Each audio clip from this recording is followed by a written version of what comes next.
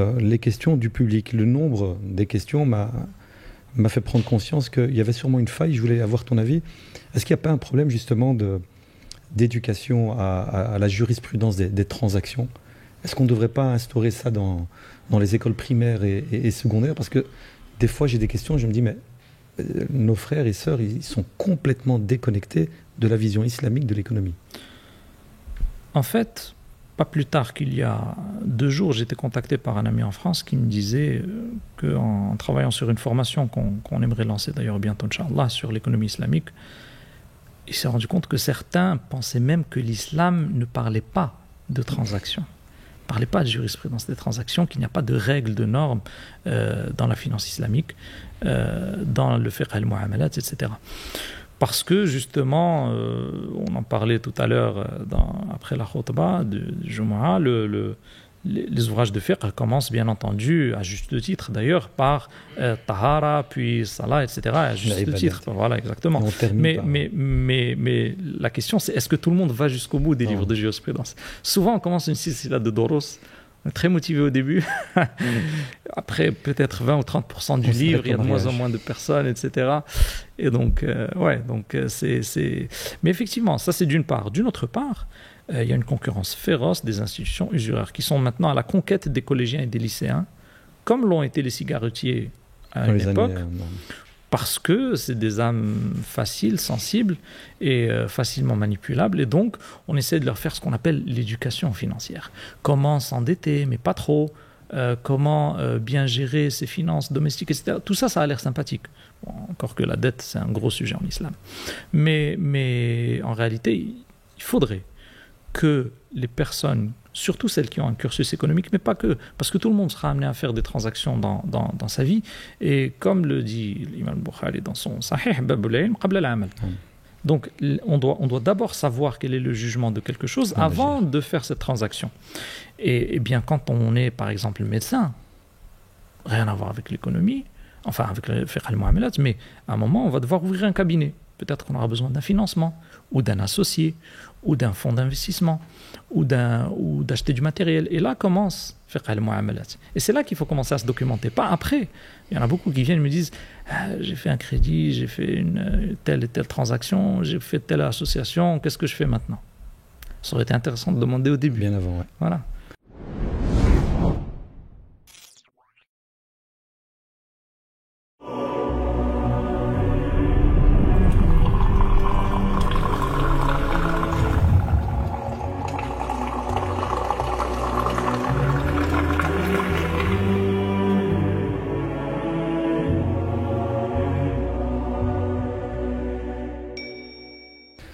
أعوذ بالله من الشيطان الرجيم بسم الله الرحمن الرحيم الحمد لله رب العالمين والصلاة والسلام على أشرف المرسلين نبينا محمد وعلى آله وصحبه وأحبابه وأتباعه أجمعين أما بعد السلام عليكم ورحمة الله وبركاته. Chers fidèles, chers amis, chers publics d'Arifton, c'est un plaisir pour nous, pour moi de vous retrouver pour la saison 2 des lives et des podcasts d'Arifton.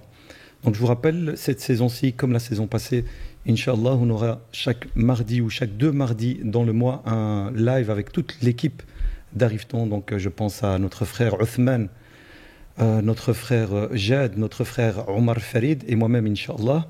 Et à côté de ces fameux lives, j'aurai le plaisir de continuer à animer les one-to-one. Donc je recevrai un invité avec lequel on passera quelques moments, quelques heures peut-être même, et on découvrira le parcours de vie de l'invité et ensuite surtout on discutera de la spécialité de cet invité-là. Et aujourd'hui j'ai le plaisir, j'ai l'honneur, je suis ravi de retrouver un invité qui commence à prendre ses marques dans les studios d'Arifton. C'est la 2e fois qu'il nous rend visite ici dans le studio. J'ai l'honneur de vous présenter notre frère, le cheikh, le docteur Mohamed Talal Lahlou. Sidi Mohamed, salam alaikum wa rahmatullahi wa barakatuh. Wa alaikum salam wa rahmatullahi wa barakatuh. Comment vas-tu? Merci pour l'invitation. Très très bien. Ça fait plaisir de t'avoir, Sidi Mohamed. Allah yubarak fik. On a pensé répondre à la demande suite à la publication du premier podcast, t'avoir pour pouvoir poser toutes les questions possibles et imaginables en rapport bien sûr avec l'économie et la finance islamique. Donc on est là aujourd'hui, bi'idnillahi ta'ala, pour répondre aux questions de notre public. J'ai reçu énormément de questions à Sidi Mohamed. On va encore nous envoyer des questions en direct. Juste une remarque à nos frères et à nos sœurs qui nous suivent en direct. Pour vos questions, nous ne choisirons que les questions en rapport, bien sûr, avec le sujet, qui est la finance et l'économie islamique, premièrement. Et deuxièmement, vous devez comprendre qu'on ne peut pas répondre à 500 questions, sauf si Sidi Mohamed il est libre jusqu'à demain matin, qu'on passe la nuit à répondre à toutes vos questions. Donc on va essayer de prioriser, de choisir les questions qui nous semblent les plus pertinentes et bénéfiques, bi'idnillahi ta'ala. Ceux qui prennent le live en cours, assurez-vous qu'on n'a pas déjà répondu à votre question en revoyant le replay. Barakallahu fikum. Sidi Mohamed, ala barakatillah, on peut commencer.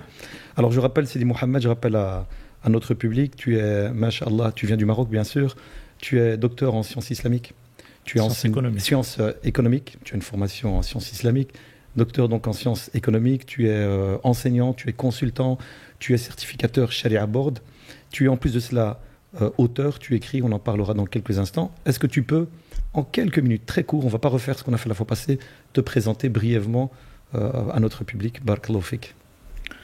Bismillah ar-Rahman ar-Rahim, alhamdulillah, wa salatu wa salam ala rasulillah. Écoute, tu as très très bien fait le tour. Je suis toujours, je me considère comme étant talib ilm, je suis chercheur. Je me considère comme étant un chercheur et donc il y a beaucoup de sujets qui touchent à l'économie islamique qui méritent encore de la recherche. Bien sûr, à côté du travail, tout ce qui est formation, conseil en investissement, on fait toujours de la recherche. On encadre des étudiants de master, de doctorat dans ce domaine-là. Et c'est un domaine qui a besoin de pas mal de recherche, bien entendu. Donc, pour résumer, on peut dire qu'on fait les choses comme ça. Une de tes casquettes, Sidi Mohamed, c'est que tu es consultant ou plutôt certificateur Sharia Board. Ça consiste en quoi, ça aussi? Je voulais déjà te poser la question la fois passée. La certification Sharia Board, c'est tout simplement le fait de pouvoir accompagner une entreprise qui fait des transactions à vérifier que ces contrats, ces transactions, ces relations sont conformes aux normes de la WIFI. AWIFI qui est un organisme qui veut dire, c'est un acronyme, Accounting and Auditing Organization for Islamic Finance Institutions, qui est le plus grand organisme certificateur actuellement dans le monde de la finance islamique. Et donc, ça permet de vérifier que les normes de cette entreprise ou ces transactions sont conformes aux normes émises par la WIFI, qui sont souvent mises à jour par rapport aux évolutions actuelles. Donc, c'est l'objectif justement de ces accompagnements. Et un particulier peut faire appel à un certificateur Sharia Board. Imaginons que j'ai un contrat d'achat d'un véhicule. Il y a tout un montage qui doit se faire. Est-ce que moi, je peux entrer en contact avec Sidi Mohamed Talal Lahlou pour lui présenter et lui demander son aval? C'est possible. D'une manière générale, avec les particuliers, c'est des choses qui sont assez simples. Donc, en général, on essaie de faire ça en 5-10 minutes gratuitement. Mais par contre, quand ce sont des contrats importants qui nécessitent beaucoup de recherche, de travail, de vérification et de recoupement des informations, là, effectivement, ça requiert des missions d'accompagnement un peu plus longues. Donc, pour les particuliers en général, c'est des choses sur lesquelles les réponses sont déjà assez prêtes, toutes faites d'ailleurs, comme on verra dans les réponses d'aujourd'hui, je pense. Disponibles dans certaines de tes conférences ou de tes interventions Souvent. Barakallahu fik, Sidi Mohamed. L'année passée, donc le live qu'on avait fait ensemble plus tôt, on avait présenté un de tes livres qui était La crise parfaite. Exact. Aujourd'hui, c'est le deuxième. Aujourd'hui, je voudrais présenter justement le premier, l'intelligence économique. Tu peux nous résumer en quelques mots? Oui, c'est un sujet qui concerne en général les grandes entreprises, le fait de pouvoir recouper. C'est un peu le parallèle éthique et légal de l'espionnage industriel. L'espionnage industriel, ça consiste à prendre l'information chez la concurrence de manière illégale, illicite. Pour l'intelligence économique, c'est son corollaire légal, et donc c'est un petit peu l'art ou la science de rassembler comment rassembler les informations via les différents canaux, et comment soi-même ne pas être victime d'espionnage industriel ou d'intelligence économique offensive. Et donc ça permet aux entreprises d'éviter justement la fuite d'informations sensibles et de récupérer de l'information sensible. Maintenant, ça, c'est les grandes entreprises, elles ont des budgets pour ça. Mais la question, c'était pour les tout petits qui ont des innovations, des choses intéressantes à protéger, etc. Comment ils font? Eh bien, c'est l'objet du livre. c'est adressé aux entrepreneurs, aux porteurs de projets, aux particuliers qui veulent un petit peu prendre une longueur d'avance dans le domaine dans lequel ils sont. Cette stratégie pratique pour affronter la concurrence. Exact. Donc le livre, et là je vous encourage à vous le procurer, celui-ci et La crise parfaite est disponible à Bruxelles, en Belgique, à la librairie Risala, qui est très connue, à Paris et chez notre frère Thomas Sibyl, chez Al Bayina. Donc les deux livres sont disponibles dans ces deux librairies-là, donc à Bruxelles et à Paris. Et bientôt un troisième livre, c'est des Mohamed. C'est en cours? C'est en réflexion. C'est en réflexion. C'est la première étape avant le passage à l'action. Effectivement. Khair Sidi Mohamed, je voudrais aussi te poser le cadre de notre soirée ensemble, notre assise. Avant de commencer à te poser les questions de nos auditeurs, je voudrais que tu nous rappelles un peu ce que c'est que l'économie, la finance islamique. Toi, tu l'appelles l'économie éthique, l'économie humaine. Et en quoi est-ce qu'elle est différente de l'économie que certains appellent conventionnelle, et toi tu dis qu'elle n'est pas conventionnelle du tout, elle est non conventionnelle, elle est brute, elle est agressive, elle est injuste, elle est inhumaine. Quelle est la différence entre ces deux économies-là? Les gros points pour qu'on puisse, le public puisse voir de quoi est-ce qu'on parle lorsqu'on parle d'économie et de finance islamique. Tout simplement, on va faire plaisir aux gens qui connaissent la finance islamique et l'économie islamique de loin. Bon, déjà, la finance islamique, c'est une partie... C'est une sous-partie de l'économie islamique. Donc moi je préfère parler de l'économie islamique dans le sens où la finance islamique ce sont des choses plutôt techniques et c'est une manière d'appliquer une vision qui est déjà là. Mais d'abord il faut la comprendre, la vision. Pourquoi on a besoin de cette économie islamique? Bien, tout simplement parce que dans l'économie telle qu'on la connaît actuellement, telle qu'elle est enseignée dans les écoles, dans les universités, avec des programmes totalement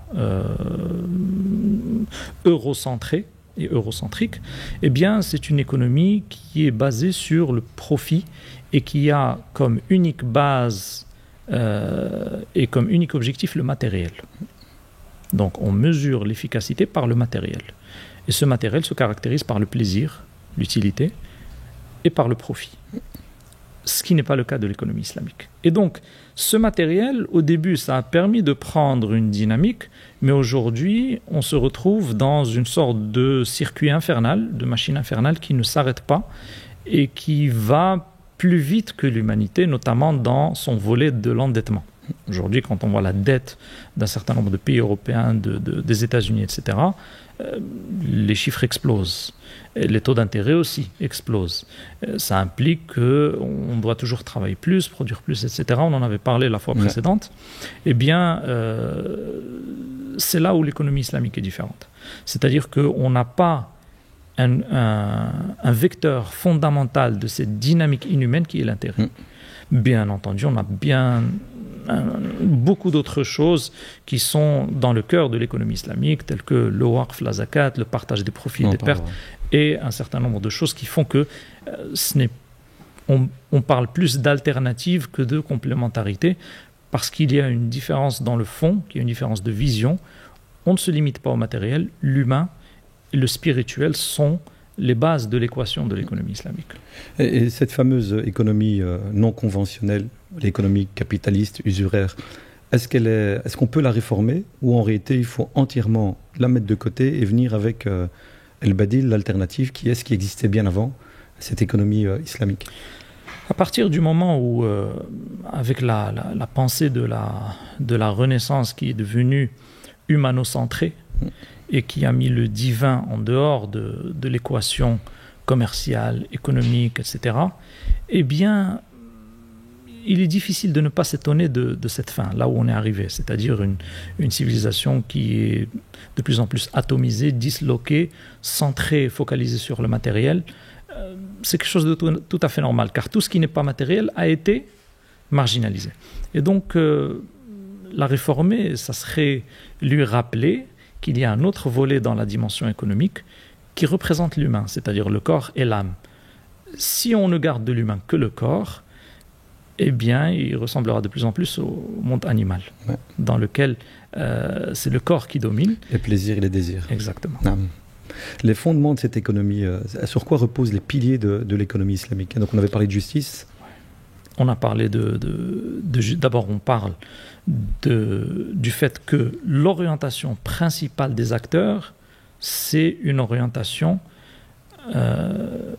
pour satisfaire leur créateur. C'est-à-dire l'uboudiya, donc être des humains accomplis dans le sens que nous a donné Allah subhanahu wa ta'ala. Et donc à partir de là, il y a une dimension verticale, d'abord, prioritaire, et ensuite il y a une dimension horizontale. Et donc à partir de là, on est dans une optique de wala tanafasu, mais on est dans une optique de aussi i'marul ard, dans une optique d'entraide, dans une optique de redistribution, zakat, dans une optique de pérennité de la solidarité, le waqf. Et donc ça, ce sont un certain nombre de composantes de l'économie islamique.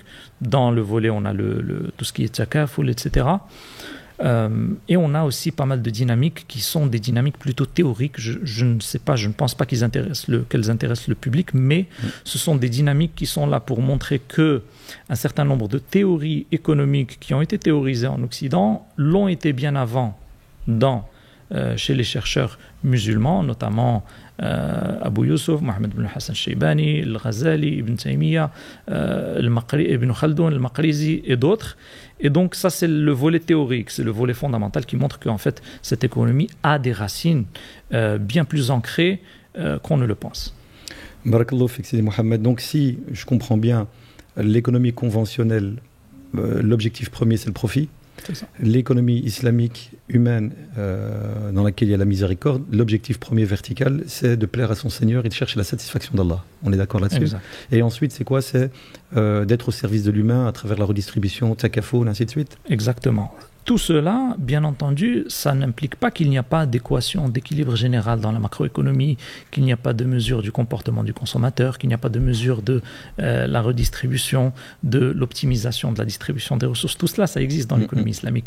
Mais le matériel n'est pas l'objectif unique de l'économie islamique. Et donc, dans cette économie islamique, certains diront, mais ça, ce n'est pas scientifique, parce que justement, ils réduisent la science également à ce qui est matériel seulement. Et ça, c'est une erreur aussi. On a parlé des piliers de l'économie islamique. Quels sont justement les piliers de l'économie conventionnelle qui sont totalement rejetés par l'économie islamique? Riba, quoi d'autre, c'est Mohamed? On a d'abord le muharamat fil uqud ma'roufa, c'est-à-dire on a le riba, ensuite on a le gharar et le maïsir et akl amwal nas bil batil. Donc le riba, c'est tout ce qui est prêt qui entraîne des intérêts, plus le riba al-fadl tel que l'ont expliqué les savants.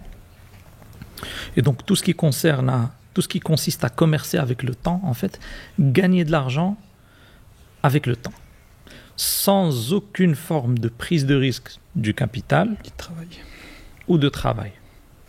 D'accord. Donc ça, c'est le riba pour l'expliquer sous son angle un petit peu économique. On ne va pas rentrer dans l'explication jurisprudentielle, elle est très disponible pour tous ceux qui veulent la chercher.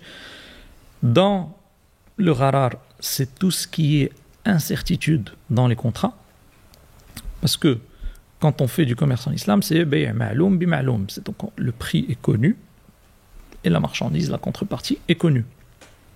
Quand on fait entrer un élément d'aléa, eh bien, ça biaise. Et quand ça biaise, ça entraîne des problèmes. Ça entraîne plus de bureaucratie, plus d'assurance, plus d'avocats, plus de poursuites, plus de problèmes. Et tout ça, c'est à éviter. À éviter en amont. C'est pour ça qu'aujourd'hui, dans le monde actuel, on a de plus en plus de lois, de plus en plus de procédures et de bureaucratie. Ça fait perdre énormément d'argent à l'économie. Et de temps. Pourtant, si on avait une éducation éthique en amont, morale, eh bien, beaucoup de ces choses seraient évitées à la base dans les transactions. Pourquoi? Parce qu'on aurait une morale qui chapeaute, une morale non matérielle, mais qui est là, qui chapeaute les relations humaines. Cette morale aurait pu faire économiser beaucoup pour les entrepreneurs, pour les créateurs, pour les particuliers, les salariés et les entreprises. Aujourd'hui, cette dimension morale, justement, elle n'est pas là. On n'a que le matériel et les valeurs matérielles. Donc, on rattrape par le droit. Mais le droit n'a pas vocation à être éthique. Comme le disent un certain nombre d'experts dans le domaine juridique, le droit c'est une chose, l'éthique c'est une autre. Donc on peut jouer avec l'éthique dans le droit. On peut manier l'éthique avec le droit. On peut même utiliser le droit pour être à l'encontre de l'éthique, comme par exemple maintenant quand un certain nombre de pays imposent leur veto aux Nations Unies pour arrêter un génocide, c'est légal. Le droit contre l'éthique. Mais ce n'est pas éthique. Donc on a dit, parmi les piliers que rejette la finance et l'économie islamique, riba, al-gharar, on a parlé de maïsir, la spéculation. En quoi la spéculation? Mais c'est surtout le jeu de hasard quand on gagne sur la base du hasard. Donc la spéculation, c'est un grand terme, c'est l'objet de ma thèse de doctorat. D'ailleurs, si les gens sont intéressés, elle est publique, en ligne et gratuite. Et donc, elle fait 495 pages, donc il faut avoir un petit peu de courage, mais c'est quand même un sujet qui mérite, en tout cas pour les chercheurs, pour les académiciens, juste pour définir la spéculation, il faut à peu près une bonne cinquantaine de pages. Pourquoi? Parce que le concept est très très poreux. Et donc c'est un concept qui est utilisé à tout va. La spéculation, il peut y avoir du maïsir dans la spéculation, mais on peut avoir de la spéculation qui n'est pas du maïsir, comme par exemple acheter un bien immobilier dans la perspective parce qu'on pense que le prix va augmenter. C'est de la spéculation. Mais si les clauses et les conditions du contrat sont là, il est très difficile de dire que c'est haram. Par contre, tout ce qui est spéculation sur la base de produits dérivés, par exemple, c'est illicite parce que le sous-jacent est illicite. Et donc, la spéculation, c'est un concept poreux. Mais généralement, quand on dit spéculer, on revient souvent à la définition de Nicolas Caldor, c'est-à-dire l'achat d'un objet, non pas en vue de l'utiliser, le transformer ou le transporter, mais juste dans l'intention de la plus-value de capital.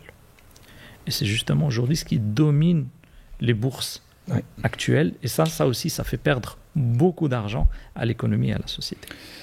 Et ça fait exploser les prix des denrées alimentaires, des matières premières. Oui, on a des exemples très tangibles. Quand Goldman Sachs, première grande banque d'affaires dans le monde, trouvait que les niches d'investissement et de spéculation étaient assez saturées, il restait la niche de l'alimentaire. Ils sont entrés dans la niche de l'alimentaire.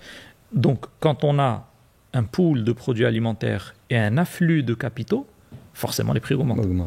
Il y aura plus de demandes. Mais ce n'est pas de la demande réelle, c'est de la demande spéculative. Donc on achète pour revendre. Et donc à partir de là, l'augmentation de ces prix a entraîné des famines en Afrique et en Asie, et elle a entraîné des dizaines de milliers de morts. Donc ça, c'est du palpable. Mais ça ne se voit pas. Ça se mesure. Mais on n'entend pas ça dans les informations du 21h parce que ce n'est pas sensationnel. Ça n'empêche pas de dormir. C'est ça le problème. Mais quand on creuse dans le monde de la bourse et de la spéculation, et c'était l'objet de mon doctorat justement, et c'est l'objet du deuxième livre, La crise parfaite, on trouve qu'il y a des énormités qui sont totalement incompatibles avec l'économie islamique. Ok, barakallahu fik Sidi Mohamed. Et encore une question, ça c'est mes questions personnelles. Comment tu expliques, toi qui as étudié le sujet, comment est-ce que cette économie non conventionnelle, usuraire, brutale, injuste, et on peut remettre 10 synonymes après, est arrivée à s'imposer et à prendre la place d'une économie éthique, humaine, juste, ainsi de suite? À partir du moment où on a une institution qui a la possibilité de gagner avec le temps, mécaniquement, sans faire d'efforts. Et que cette institution, au fil des générations, est toujours de plus en plus riche. Pourquoi? Parce que de toute façon, dans sa transaction, il n'y a que le gain. Soit on gagne, soit on reporte la dette avec plus d'intérêt pour gagner plus. Cette institution est devenue maîtresse des transactions financières dans le monde aujourd'hui, qui maîtrise les transactions monétaires, financières, le système monétaire est basé sur ces institutions. Eh bien, à partir de là, force est de constater que cette institution impose sa vision matérialiste. Parce qu'il ne faut pas oublier que le premier lobby à Washington, ce n'est pas le lobby pharmaceutique, ce n'est pas le lobby de l'armement, ce n'est pas... on peut penser à 36 000 lobbies, c'est le lobby financier. Et donc ce lobby est là pour faire en sorte que les lois soient favorables. On voit aujourd'hui un certain nombre de lobbies de certaines communautés aux États-Unis, comment ils font que les États-Unis deviennent une poupée dans sa politique étrangère pour leurs intérêts communautaristes. Eh bien imaginez les financiers user et abuser de ce lobbying avec des moyens énormément plus importants que ceux de cette communauté. Parce que le monde de la finance ne se limite pas à une communauté. Et donc à partir de là, ce lobbying est là pour toujours avoir un cadre international, durable, mondialisé. On peut par exemple avoir une usine, un projet. on peut avoir un projet qui échoue ou une tempête qui vient détruire le projet ou un tremblement de terre. Il est possible que le projet soit réduit à néant, en cendres, mais l'hypothèque de la dette sur le projet ne disparaît jamais. Elle est là. C'est un droit qui va rester. C'est ce qui fait que cette institution qui est l'usure, elle traverse, elle perdure. Elle traverse le temps et les contrées. Et c'est cette institution qui a besoin d'un droit international harmonisé, mondialisé, qui est focalisé d'abord sur les droits financiers, ensuite sur les droits humains. Par exemple, aujourd'hui, on a le libre-échange dans un certain nombre de produits et un certain nombre de capitaux. Par contre, pour les humains, c'est compliqué. Catastrophe. On ne peut pas transiter d'un pays à l'autre de manière aussi facile que le font les produits et les flux de capitaux. Parce que l'intérêt et le profit est toujours... Et les Panama Papers ont montré que ça transite très très vite parfois. Khair Sidi Mohamed, encore une question dans la thématique. Ben justement, comment l'économie islamique fait face à ces défis-là? Le défi, elle doit trouver sa place, elle doit arriver à s'imposer, alors que le système actuel, c'est un système usuraire, un système capitaliste. Comment ça avance entre il y a 10 ans et aujourd'hui? Est-ce que tu as l'impression qu'on est en chemin et qu'on est dans le bon chemin? Est-ce que tu penses que c'est peine perdue? Et ma deuxième question par rapport à cela, les pays musulmans qui ont instauré une certaine économie islamique dans le pays, est-ce que justement cette éthique est de retour? Est-ce que ça règle des soucis ou en réalité on se rend compte qu'on n'y arrive pas? Parce qu'il y a beaucoup de critiques par rapport à l'économie islamique et on considère on l'accuse d'être juste de l'économie conventionnelle maquillée. Ces critiques se focalisent surtout sur la finance islamique. C'est pour ça que moi je préfère utiliser le mot économie, parce que justement la finance c'est un ensemble de techniques. Et beaucoup de personnes qui sont entrées dans la finance islamique sont entrées dans un intérêt purement pécuniaire et viennent du monde capitaliste et n'ont pas la vision de l'économie islamique. Donc ils ont pris un ensemble de techniques et ils se sont dit, bon, on a déjà nos banques qui font ça, on va ajouter ces produits. Toujours à la recherche de profit. Toujours à la recherche de profit. Avec la vision de la banque usuraire. Et donc à partir de là, on a tout un pan de la finance islamique qui a été phagocyté par le capitalisme actuel. Mais heureusement, pas totalement. Dans la mesure où, de toute façon, quand on étudie la finance islamique, on est obligé de toucher les textes de l'islam, les textes fondateurs du Coran, de la Sunna, etc. Et ces textes, qu'on le veuille ou pas, ils ont une certaine influence positive, une certaine influence éthique. Et donc, à partir de là, dans le monde de l'économie islamique et de la finance islamique, on a des gens qui sont toujours là, sans cesse pour rappeler, attention, le chemin qui a été pris par certaines ce qu'on appelle banque islamique, n'est pas le chemin qui concorde avec l'esprit de l'économie islamique. Donc ce n'est pas peine perdue, sinon je ne serais pas venu.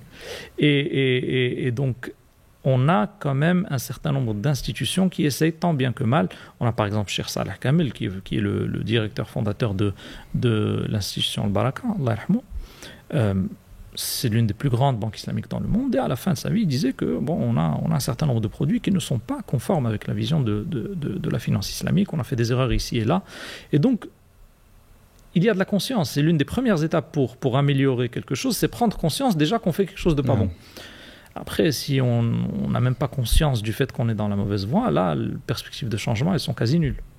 Donc cette industrie, ce service est toujours en évolution. On a des croissances à 2 chiffres dans ce monde-là. Donc ça évolue à grande vitesse. Et les pays les plus en avance dans la finance islamique aujourd'hui, c'est qui? La Malaisie La Malaisie avec beaucoup de laxisme.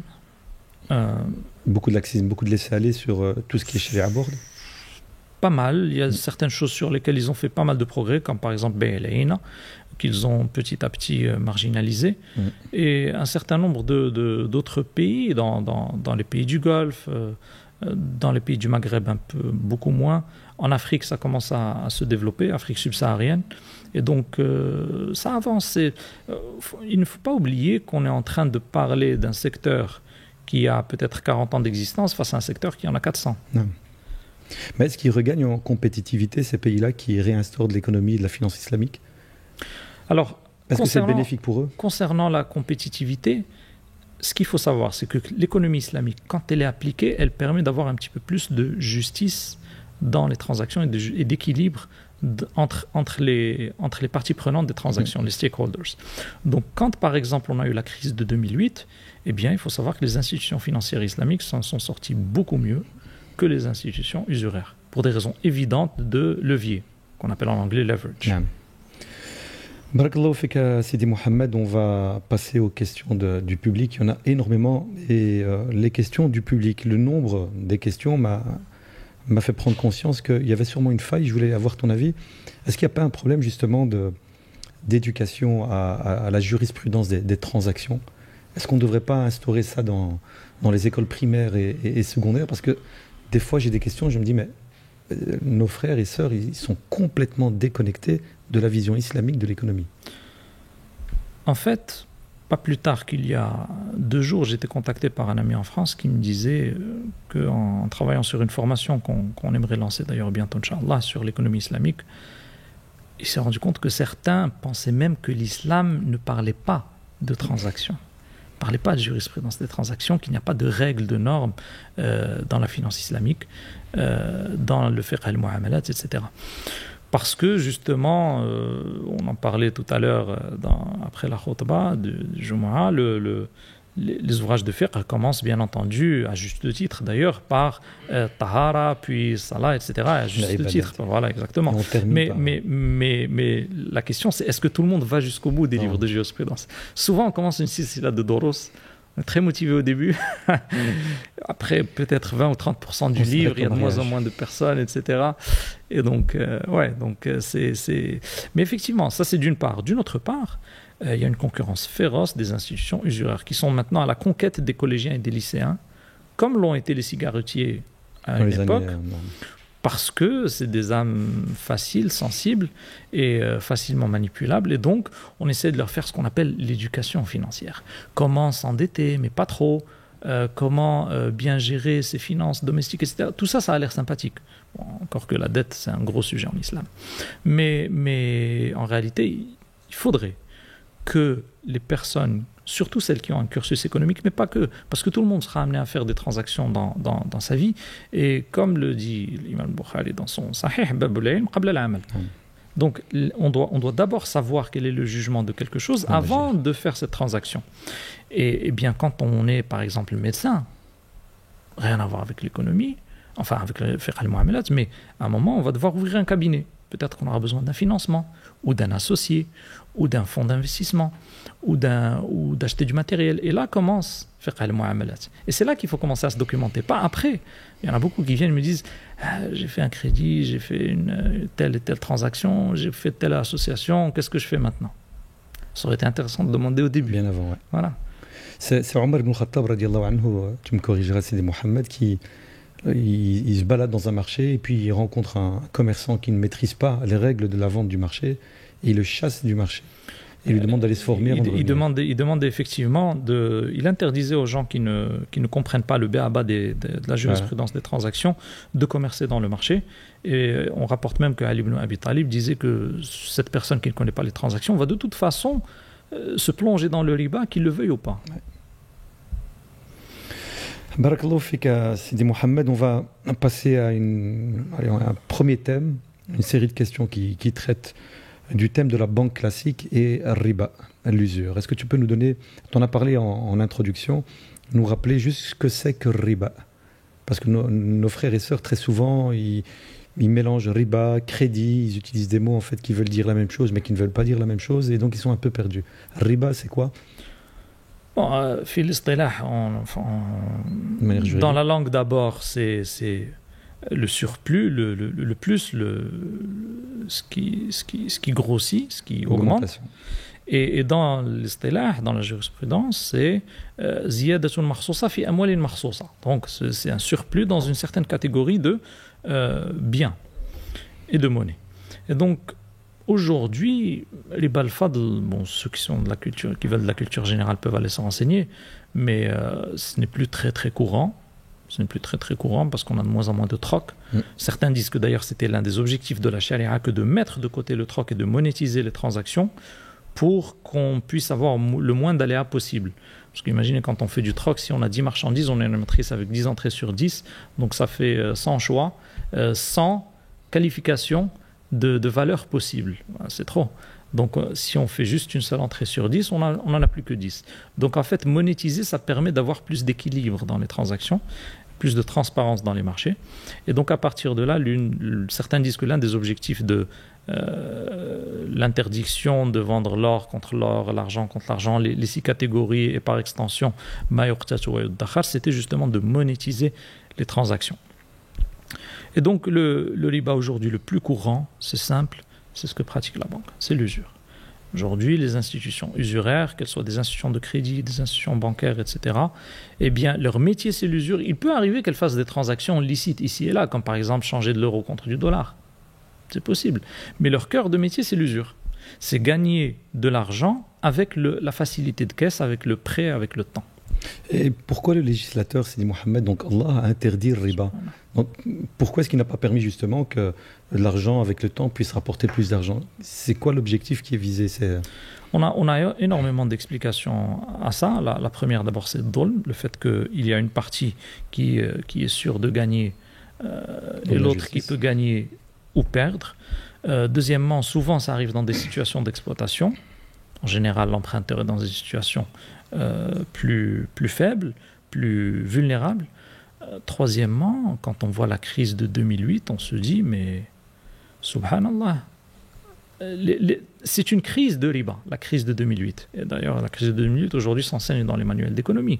C'est une crise qui est une crise de riba, c'est-à-dire une crise qui a démarré avec l'élargissement de l'assiette des prêts aux États-Unis et qui s'est amplifié avec l'élargissement de l'assiette des produits financiers qui véhiculent ces prêts, donc les subprimes, les crédits de mauvaise qualité, et qui s'est diffusé avec la vente de la dette, donc la titrisation de ces subprimes dans le monde.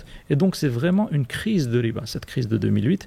Et on comprend que, vu l'état dans lequel elle a laissé le monde, un état financièrement très grave, eh bien, c'est l'une des sagesses de l'interdiction de ce riba, justement, c'est éviter ces chamboulements économiques. Une autre explication, une autre justification aussi, c'est le fait que ça rend la vie plus chère pour les personnes pauvres, donc pour les personnes riches. Là, je renvoie à ma vidéo, ma série de vidéos, je pense, sur l'intérêt et le riba, où j'explique ça. Mais j'ai fait une vidéo qui parle des conséquences dramatiques des intérêts bancaires. Il y en a une en français et une en arabe. C'est une heure de calamité dans le monde que l'on vit à cause du riba. On en avait parlé lors du premier podcast, et je renvoie aussi donc le public vers ce podcast-là. Donc moi, et c'est une question, lorsque je dépose mon argent en banque, que ce soit un compte courant ou un compte épargne, un compte A, comme ils appellent ça en France, en réalité, je suis en train de prêter de l'argent à la banque. Oui. C'est pour ça que la banque, en retour, me donne riba, elle me donne un intérêt sur ce prêt qui a été fait. Oui, c'est un prêt. La qualification qu'ont fait les jurisconsultes, c'est un prêt ou c'est un produit hybride entre le prêt et l'ouadia. Et donc, à partir de là, si c'est un prêt, ça ne doit pas entraîner quelque surplus que ce soit. Le problème, c'est que même si ça n'entraîne pas quelque surplus que ce soit, cela aide quand même cette institution. Bien sûr. Et donc, à partir de là, si on veut passer au niveau supérieur, il faut même ce prêt le retirer et le mettre dans des alternatives qui proposent soit des institutions financières islamiques, soit des comptes cantonnés. On a un certain nombre d'alternatives qui apparaissent de plus en plus aujourd'hui dans la place. Alors justement, dans la situation où j'ai pas d'alternative, on se limite à quoi, Sidi Mohamed? Au compte courant. Donc le compte épargne, lui, il est totalement à bannir. Donc on conseille nos frères et sœurs de fermer le plus vite possible leur compte. Il faut voir, parce que même dans les banques, on a des banques qui, après la crise de 2008, se sont engagées à faire de la finance plutôt éthique, de la finance verte, etc., etc. Donc il faut essayer de voir celles qui sont le moins usuraires et le moins qui se comportent le moins en requin dans le monde de la finance. Et à partir de là, dans ces banques-là, on peut ouvrir un compte courant en se limitant à ce qui est nécessaire, parce que dans un certain nombre de pays européens aujourd'hui, le cash a quasiment disparu. Il disparaît. Donc, si ce n'était le tourisme, il aurait peut-être déjà disparu. Donc effectivement, un certain nombre de transactions passent obligatoirement par la banque.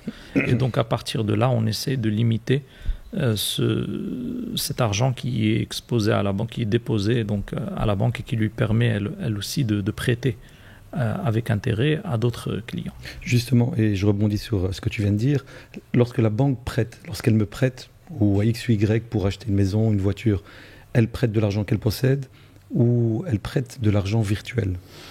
Est-ce qu'elle prête... Les deux, mais beaucoup plus de l'argent virtuel. On appelle ça... Enfin, on a deux choses, on a deux volets. On a le volet création monétaire et on a le volet système de réserve fractionnaire. Mais d'une manière générale, la banque, elle crée de la monnaie en octroyant un crédit. Donc, par exemple, quand on demande un crédit de 100 000 euros... Elle l'imprime ou... C'est pas elle l'imprime, c'est juste qu'elle a le droit. Elle a un droit de la part de la Banque centrale, l'autorité souveraine, de créer de la monnaie. Donc, à l'époque où les billets s'imprimaient, au 19e siècle, chaque banque imprimait ses dollars. Aujourd'hui, ce n'est plus comme ça. On a une seule monnaie dans le pays. Et donc, l'autorité qui gère cette monnaie, c'est la Banque centrale. Cette banque centrale délègue le pouvoir de création monétaire en grande partie, à part les billets qu'elle imprime elle-même, et la monnaie banque centrale qu'elle crée elle-même et qu'elle prête aux États en contrepartie des bons du Trésor, eh bien, elle délègue ce droit de création monétaire aux banques de second rang, les banques commerciales. Et donc, les banques commerciales, quand un client vient et qu'il demande un prêt, elles créent de la monnaie qui n'existait pas avant. Et quand ce prêt est remboursé, ce montant est détruit, sauf les intérêts. Sauf les intérêts qui s'accumulent. Et donc, à partir de là... Le montant qui a été créé est détruit, et donc l'intérêt qui a été payé en plus, lui il reste. Et donc, c'est ce qui fait qu'on a toujours besoin de croissance pour avoir l'équivalent de ces intérêts. Ouais, c'est ce qui fait que ce business du crédit... Il faut consommer. Voilà, ce business du crédit, il est de plus en plus perpétué. Pourquoi ? Parce qu'il est rentable.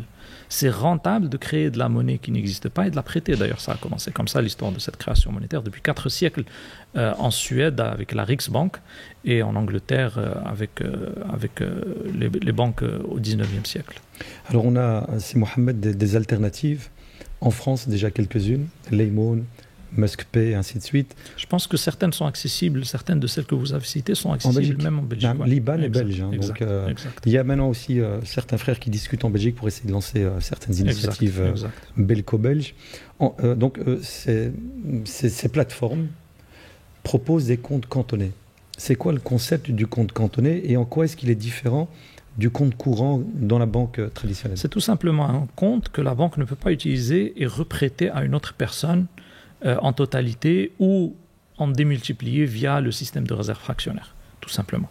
Donc c'est un compte qui va rester cantonné, bloqué. Donc même si cette institution fait faillite, l'argent il est là.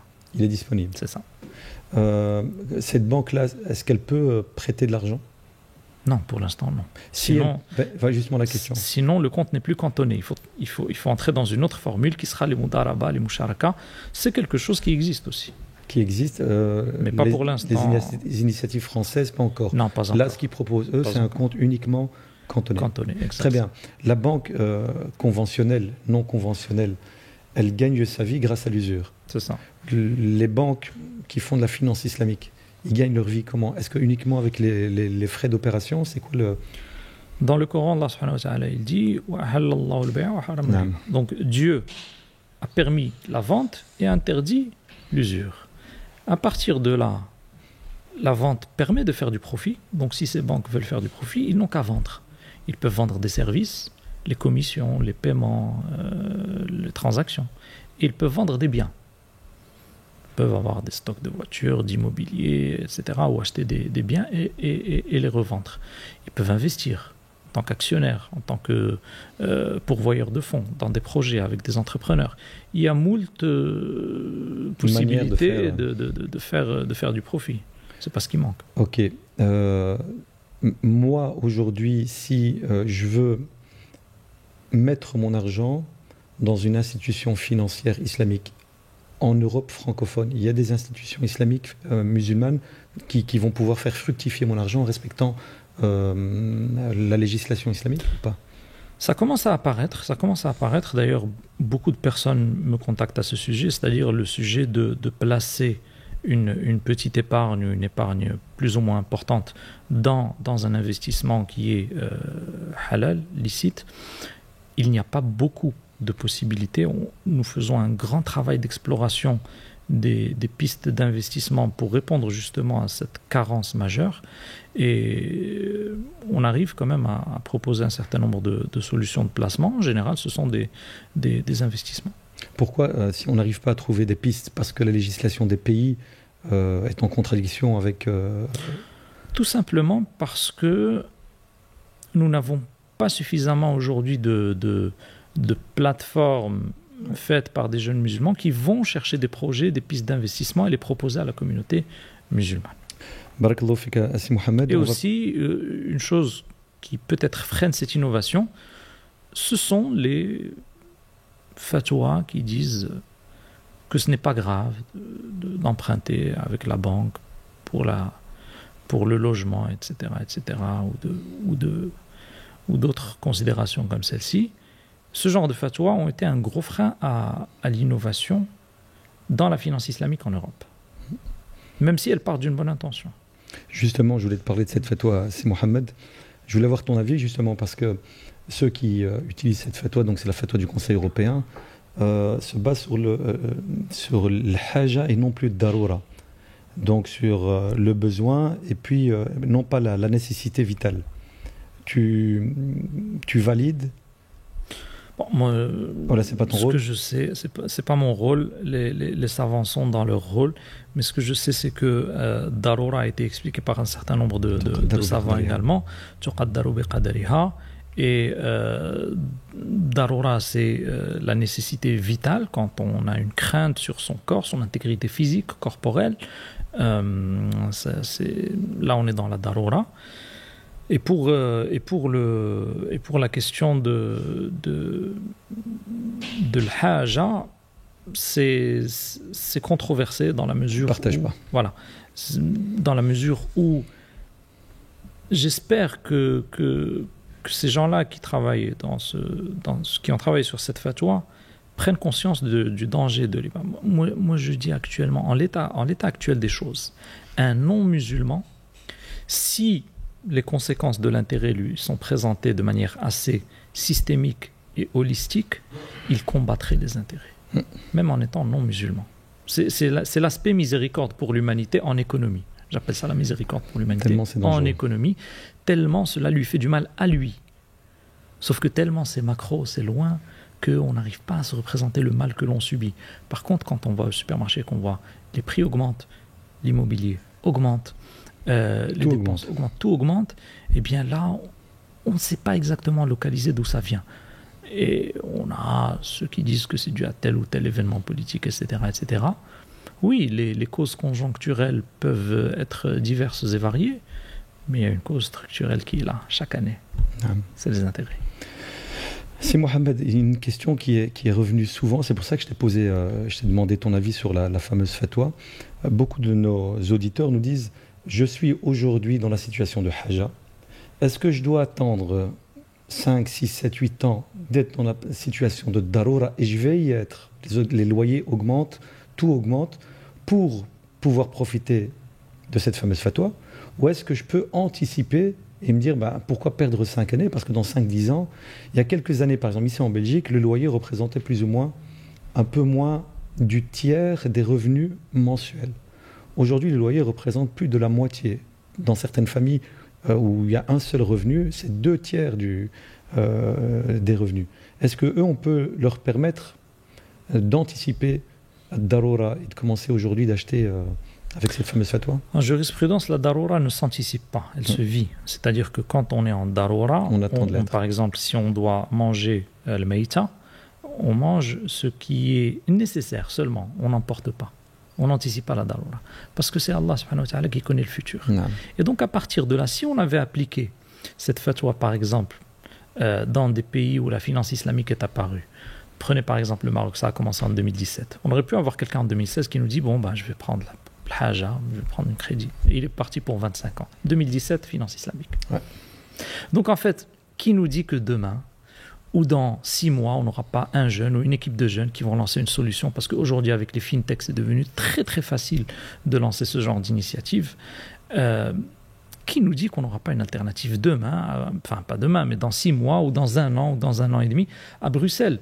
Je travaille avec justement en tant que Sharia Board dans ce domaine-là et je vois que c'est quelque chose qui est totalement dans les cordes de notre nouvelle génération. Ok, Barakallahu fik, c'est Mohamed. On a parlé de l'Aïmoun et de MuskPay pour tout ce qui est compte cantonné. On demande, il y a beaucoup du public qui demande des noms de banques qui font de l'investissement islamique conforme à la charia. Est-ce que tu as des noms à nous proposer? Pour l'instant, en Europe, non. Ce sont des initiatives... des initiatives au Moyen-Orient ou... Oui, au Moyen-Orient, on a un certain nombre d'initiatives. Enfin, au Moyen-Orient, on peut investir dans ce qu'on appelle les actions propres. Donc, les personnes qui sont au Moyen-Orient, je pense qu'il y a beaucoup de gens qui sont installés aux Émirats, en Arabie Saoudite notamment. Celles-là, elles ont accès à ce qu'on appelle les actions propres. Et donc, en entrant en bourse, on peut acheter des actions d'entreprises qui ne font pas de riba, ni en prenant ni en donnant des intérêts. Et donc, ces entreprises ne prennent pas d'intérêt, ne donnent pas d'intérêt, et elles respectent les critères de la charia. Donc, leurs actions sont licites. Donc, on peut acheter des actions et investir pour ces personnes-là. Mais ça va venir très bientôt, Inch'Allah. Ça commence déjà en Europe. En Angleterre, il y a des initiatives qui sont basées sur les critères à Wi-Fi. Donc, ça vient. Aux États-Unis, ça se développe? Aux États-Unis, je ne connais pas très bien le marché américain, à vrai dire, mais j'ai entendu qu'il y a quelques initiatives. Très bien. Alors, une autre question qu'on doit sûrement te poser très souvent, Sidi Mohamed, on ne touche pas le riba, tant qu'on n'est pas dans le daroura, mais quelles sont alors les alternatives aujourd'hui? Vous savez que l'imam Malik n'a pas permis riba même pour daroura. Vous m'apprenez quelque chose, Sidi Mohamed. C'est impressionnant.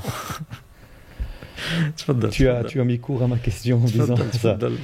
Donc, quelles sont d'après toi les alternatives qu'on peut proposer à la minorité musulmane en Belgique, en France, en Europe, pour pouvoir faire face à l'explosion des prix des loyers? Comment devenir propriétaire aujourd'hui? Et est-ce que l'islam encourage le fait d'être propriétaire ou pas? Non, bien entendu, et l'islam décourage la dette, donc forcément, si on a moyen d'être autonome financièrement, c'est mieux. Le croyant fort est meilleur que le croyant faible. Bien entendu, mais à partir de là,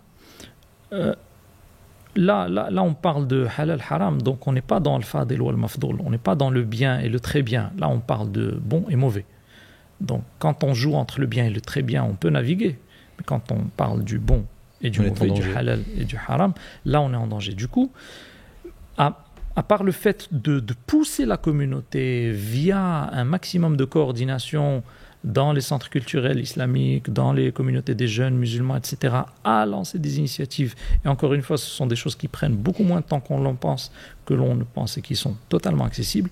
Eh bien, al-hajatu ummul ikhtira'. Le besoin, c'est la mère de l'innovation. C'est le déclic. C'est le déclic. Donc à partir de là, ce besoin, c'est peut-être la clé justement pour qu'on se réveille et qu'on innove beaucoup plus pour servir une demande qui est latente, qui est là. Ce sont des millions d'euros qui attendent c'est pas plus. Quelque chose à faire.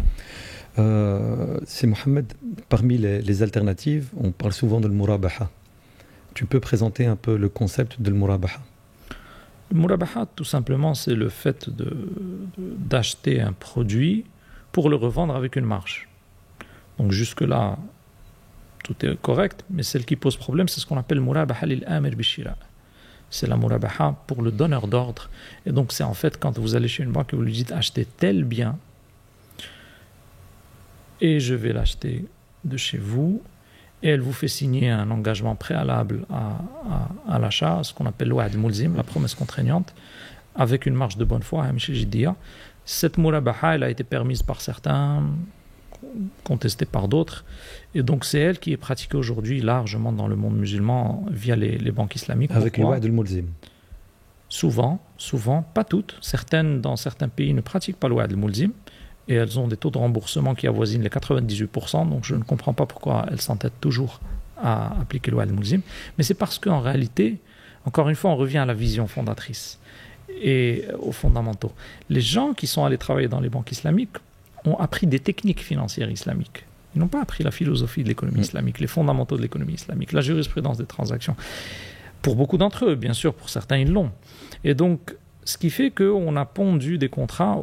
Dans mon doctorat, j'ai eu la possibilité d'analyser les cabinets qui produisent les contrats avec lesquels les soukouk sont émis en bourse. Les soukouk, ce sont des certificats d'investissement, une sorte d'alternative aux actions, obligations, etc., islamiques.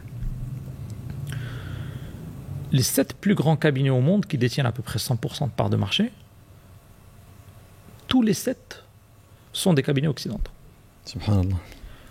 Comment voulez-vous qu'un cabinet qui baigne dans la culture usuraire, qui a ses modèles, son knowledge management, ses contrats modèles, ses contrats types sont usuraires, il va se dire je vais changer intérêt par marge ici et là, je vais changer tel et tel paragraphe. Mais finalement, vous avez la même philosophie. C'est pour ça que la Wi-Fi avant 2007 disait que 85% des soukouk ne sont pas islamiques, même si on les appelle islamiques. Ce qui a fait que Goldman Sachs s'est retiré du marché des soukouk. Donc, quand on vient à la finance islamique avec une vision d'économie usuraire, bonjour les dégâts. Je voudrais juste préciser au public, Yassi Mohamed, parce que tu as utilisé un terme important, donc ce fameux wa'd al-mulzim, dans le murabaha, la majorité, je pense, des savants, exige qu'il n'y ait pas ce point d'obligation d'achat dans le contrat. Dans les savants classiques, je n'en connais pas un seul qui le permet. Donc le murabaha, si vous voulez racheter la maison à qui que ce soit qui l'a acheté pour vous, vous ne pouvez pas, il ne peut pas vous obliger dans le contrat à l'acheter. Donc ça veut dire que tu as avant que lui l'achète. Voilà, tu as le droit de te retirer avant. C'est ça. Voilà, c'est ça. Donc c'était le point de le murabaha. Une des autres alternatives, c'est des Mohamed pour les musulmans d'Europe, de Belgique, de France, de devenir propriétaire, c'est le fameux viager. Et là encore, on a eu des dizaines de questions sur le viager. Est-ce que tu peux nous parler de ce concept-là ? Le viager, tout simplement, ça consiste à payer un loyer à la personne qui occupe, enfin, la propriétaire du logement après la signature du contrat jusqu'à sa mort. Sauf que là, on a un petit souci, c'est que il y a un consensus des savants sur l'interdiction du gharar dans le prix. Donc, dans une transaction où le prix n'est pas clair, il y a une interdiction.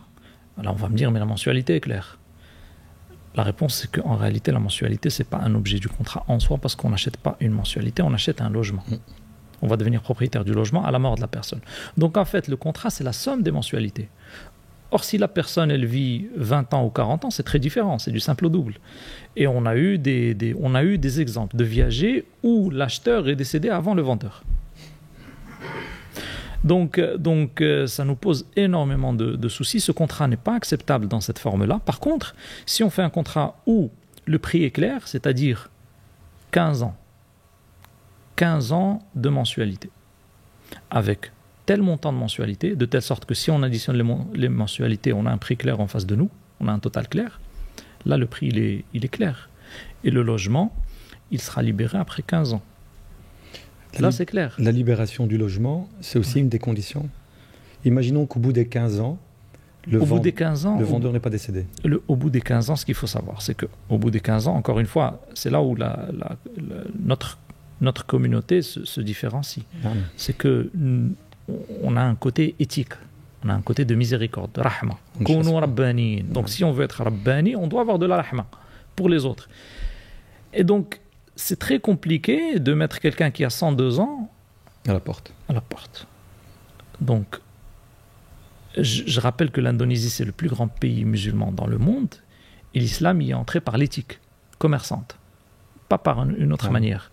Et donc, cette éthique commerçante, c'est quelque chose dont on se prévaloir. On doit se prévaloir. Et donc, dont on se prévaut, et on doit se prévaloir de cette éthique et la mettre en avant dans la société parce qu'elle en manque. Et la société est trop, comme a dit Abdullah ibn Siri, on est passé de la société une société où les gens se connaissent, se font miséricorde entre eux, s'entraident, à la bienveillante, à la société ta'aqudiyya, où les gens sont froids, où c'est le papier qui tranche et le matériel. Donc, on doit revenir à cette société tarahumiyya pour être rabbaniyin. Et donc c'est là où l'esprit revient, l'esprit du message de l'islam. Et donc à partir de là, si au bout des 15 ans, la personne est toujours vivante, il faut avoir prévu une sorte de compensation, par exemple, une priorité au loyer, ou bien un loyer avec un prix préférentiel, ou bien tout ça de manière non contraignante, bien entendu. Et encore, les malikites permettent d'avoir un contrat de vente qui est supplanté d'un contrat de loyer, parce que pour eux, ce sont deux transactions qui ne sont pas antinomiques. Et donc, si les deux sont clairs avec des prix clairs, on peut les attacher. Et donc, à partir de là, mais bon, Majma' al-Fiqh a dit qu'il faut que ça soit deux contrats différents. Et donc, à partir de là, cette personne-là, il faut être rahim avec elle, tout simplement. Ici, en Belgique, je ne sais pas comment ça se passe, c'est Mohamed, mais pour que tu le saches, en Belgique, pour ce qui est des viagers occupés, lorsqu'on arrive au bout du terme fixé, 15 ans, si les crédits rentiers, donc le vendeur, est encore vivant, il a le droit de l'usufruit jusqu'à sa mort. Sauf arrangement entre les deux parties. Ça revient au même. Voilà, on ne peut pas les chasser. Ça repose l'inconnu. Voilà. Ça repose l'inconnu dans l'équation. Mais est-ce qu'il n'y a pas la notion de rahma, justement? Il restera... Non, on ne paye plus. Tu prends la propriété du bien, te revient, mais pas l'usufruit du bien. Et donc la personne va... Oui, vous prenez la nue propriété. Voilà, mais après, en réalité, ça c'est un contrat de... C'est comme un contrat de donation dans lequel il y a incertitude. Et les savants, il y a une divergence entre les savants sur la question de l'incertitude dans la donation. Et là, l'incertitude, elle est potentiellement grande parce qu'on ne sait pas combien d'années il va vivre. Mais encore une fois, ça c'est du cas par cas.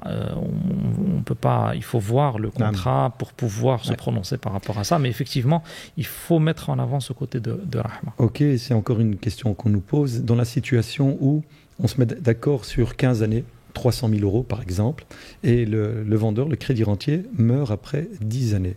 Est-ce qu'on stoppe ou bien là aussi rentre la darar ou la dirar? On continue à payer les héritiers s'il y en a? Non, les héritiers sont de plein droit. Okay, plus des ayants droit pendant les 5 années restantes. Très bien. Il faut compléter le montant. Il faut arriver au montant fixé. Donc... C'est ça, parce que la vente, c'est le logement contre tel montant qui va être payé sur telle durée. Donc là, il n'y a pas d'incertitude. Le logement, tel montant, telle durée. Donc, si il décède avant la durée, ses héritiers sont ayant droit. Très bien. Ben moi, j'ai une question à Sidi Mohamed, une personne qui a eu cette situation-là. Au bout de 13 années ou 12 années, le vendeur est décédé. Aucun héritier disponible. Ça, c'est des cas exceptionnels qui ont leur... Normalement, Beit al-Mal, huwa warith man la waritha lahu. Cette personne-là, en fait, elle explique que dans le choix de son viager, elle a mis comme condition d'avoir quelqu'un qui n'a aucun héritier pour sortir Mbabouassa par rapport au fait qu'à sa mort... Ça aussi, c'est du cas par cas. C'est du cas par cas, exactement. Comment est-ce qu'on contacte C'est Mohamed pour le cas par cas?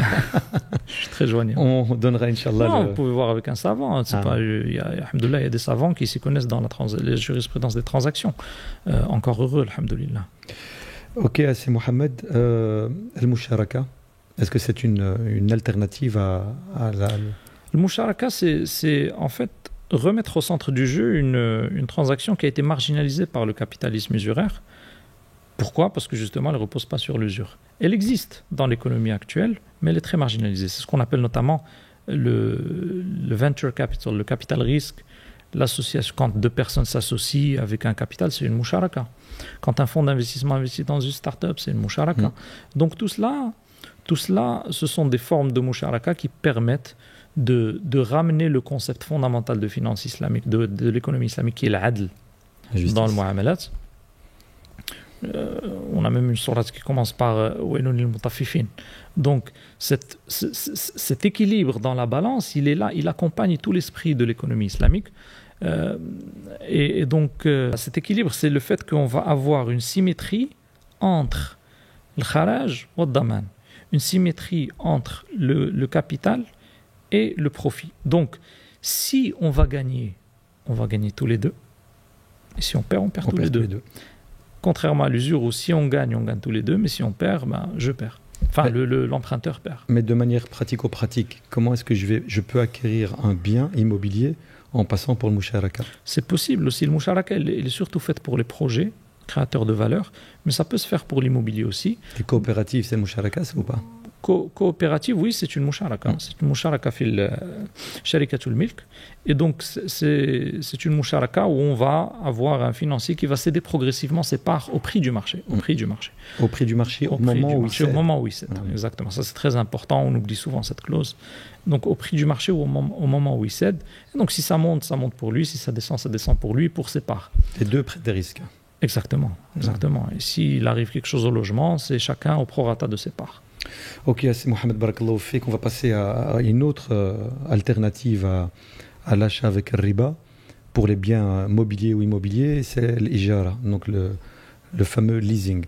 Alors en Belgique et en France, en Europe francophone, je ne sais pas, en Europe anglophone, on a deux types de leasing. Nous, on parle de leasing et de renting en Belgique. Donc le leasing, c'est la location avec option d'achat. Le renting, c'est la location longue durée. Okay. On va commencer par le leasing. En quoi le leasing est une alternative à l'achat avec riba d'un véhicule, par exemple? Le leasing, c'est un contrat, contrairement au riba, qui peut être arrangé, qui peut être corrigé. C'est un contrat dont on peut arrondir les angles.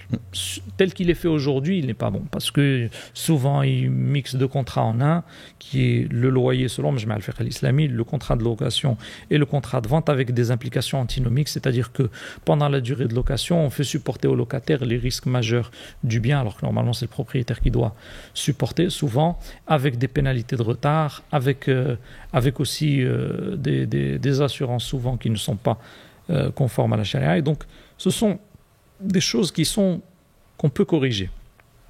Et donc, Majma' al-Fiqh al-Islami. Oui, voilà, exactement. Majma' al-Fiqh al-Islami, si vous cherchez sur Internet, Fatwa Majma' al-Fiqh al-Islami sur le leasing, vous allez trouver les clauses. Il pose un certain nombre de conditions pour que ça soit licite, notamment séparer les deux contrats, que chacun supporte ses responsabilités, que chacun soit lié à ses propres responsabilités, que le prix de location soit un prix qui reflète le marché réel. Et donc à partir de là, oui, effectivement, on a la possibilité d'enlever les clauses de pénalité de retard. Qui est du riba. C'est ça, bien sûr. Donc on peut corriger. Donc là, on est dans le leasing. Et dans le renting, la location longue durée? Le renting pose encore moins de problème parce qu'il n'y a pas de clause d'achat dans le contrat. Donc c'est un seul élément. Donc il faut enlever les clauses de pénalité. Et après, à la fin de la location, s'ils se mettent d'accord sur un contrat de vente, ils négocient le prix entre eux. Et ça, c'est autre chose, oui. Ok. Si Mohamed, je voudrais aussi te poser une question sur, pour ce qui est des biens de consommation, le crédit gratuit, le crédit 0%. Acheter mon frigo, ma télévision. Ça, c'est une belle mascarade. C'est une belle mascarade. C'est une belle mascarade parce que souvent, on fait entrer un organisme financier dans l'équation.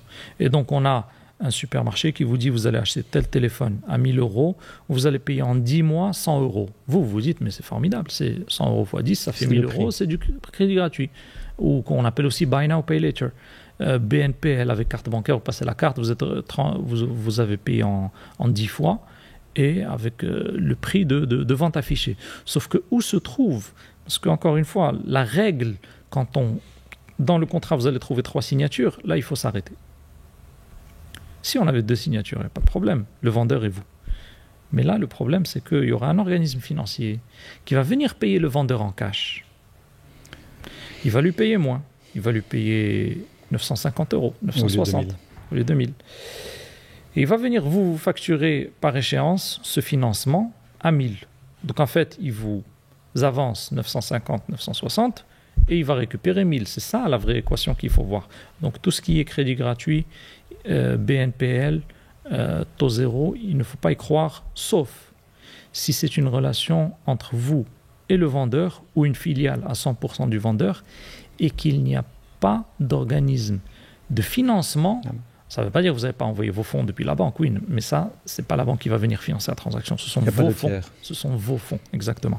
Donc il n'y a pas de tiers financier dont le métier c'est l'usure qui va rentrer dans l'équation. Donc moi, lorsque je vais acheter mon téléviseur dans une grande surface, je décortique le contrat de vente. Et dans 90% des cas, vous allez trouver qu'il y a un financier qui va rentrer. Est-ce qu'il est possible qu'eux aient un contrat avec le financier différent du contrat qu'il a avec moi? C'est-à-dire que vous ne détectiez pas dans votre contrat que ça se fait. Est-ce que c'est licite pour moi à ce moment-là? disons que là, il faut faire appliquer le principe de Ghalabat ad-Dhann. C'est-à-dire que, en général, la pratique du marché, c'est qu'il y a un financier. Donc, il faut expliciter. Est-ce que c'est une relation bipartite ou tripartite? Le demander clairement au vendeur. Voilà. Et ensuite, il y a des alternatives. Vous pouvez lui faire un ordre de virement irrévocable. Non. Qu'est-ce qui empêche de faire ça?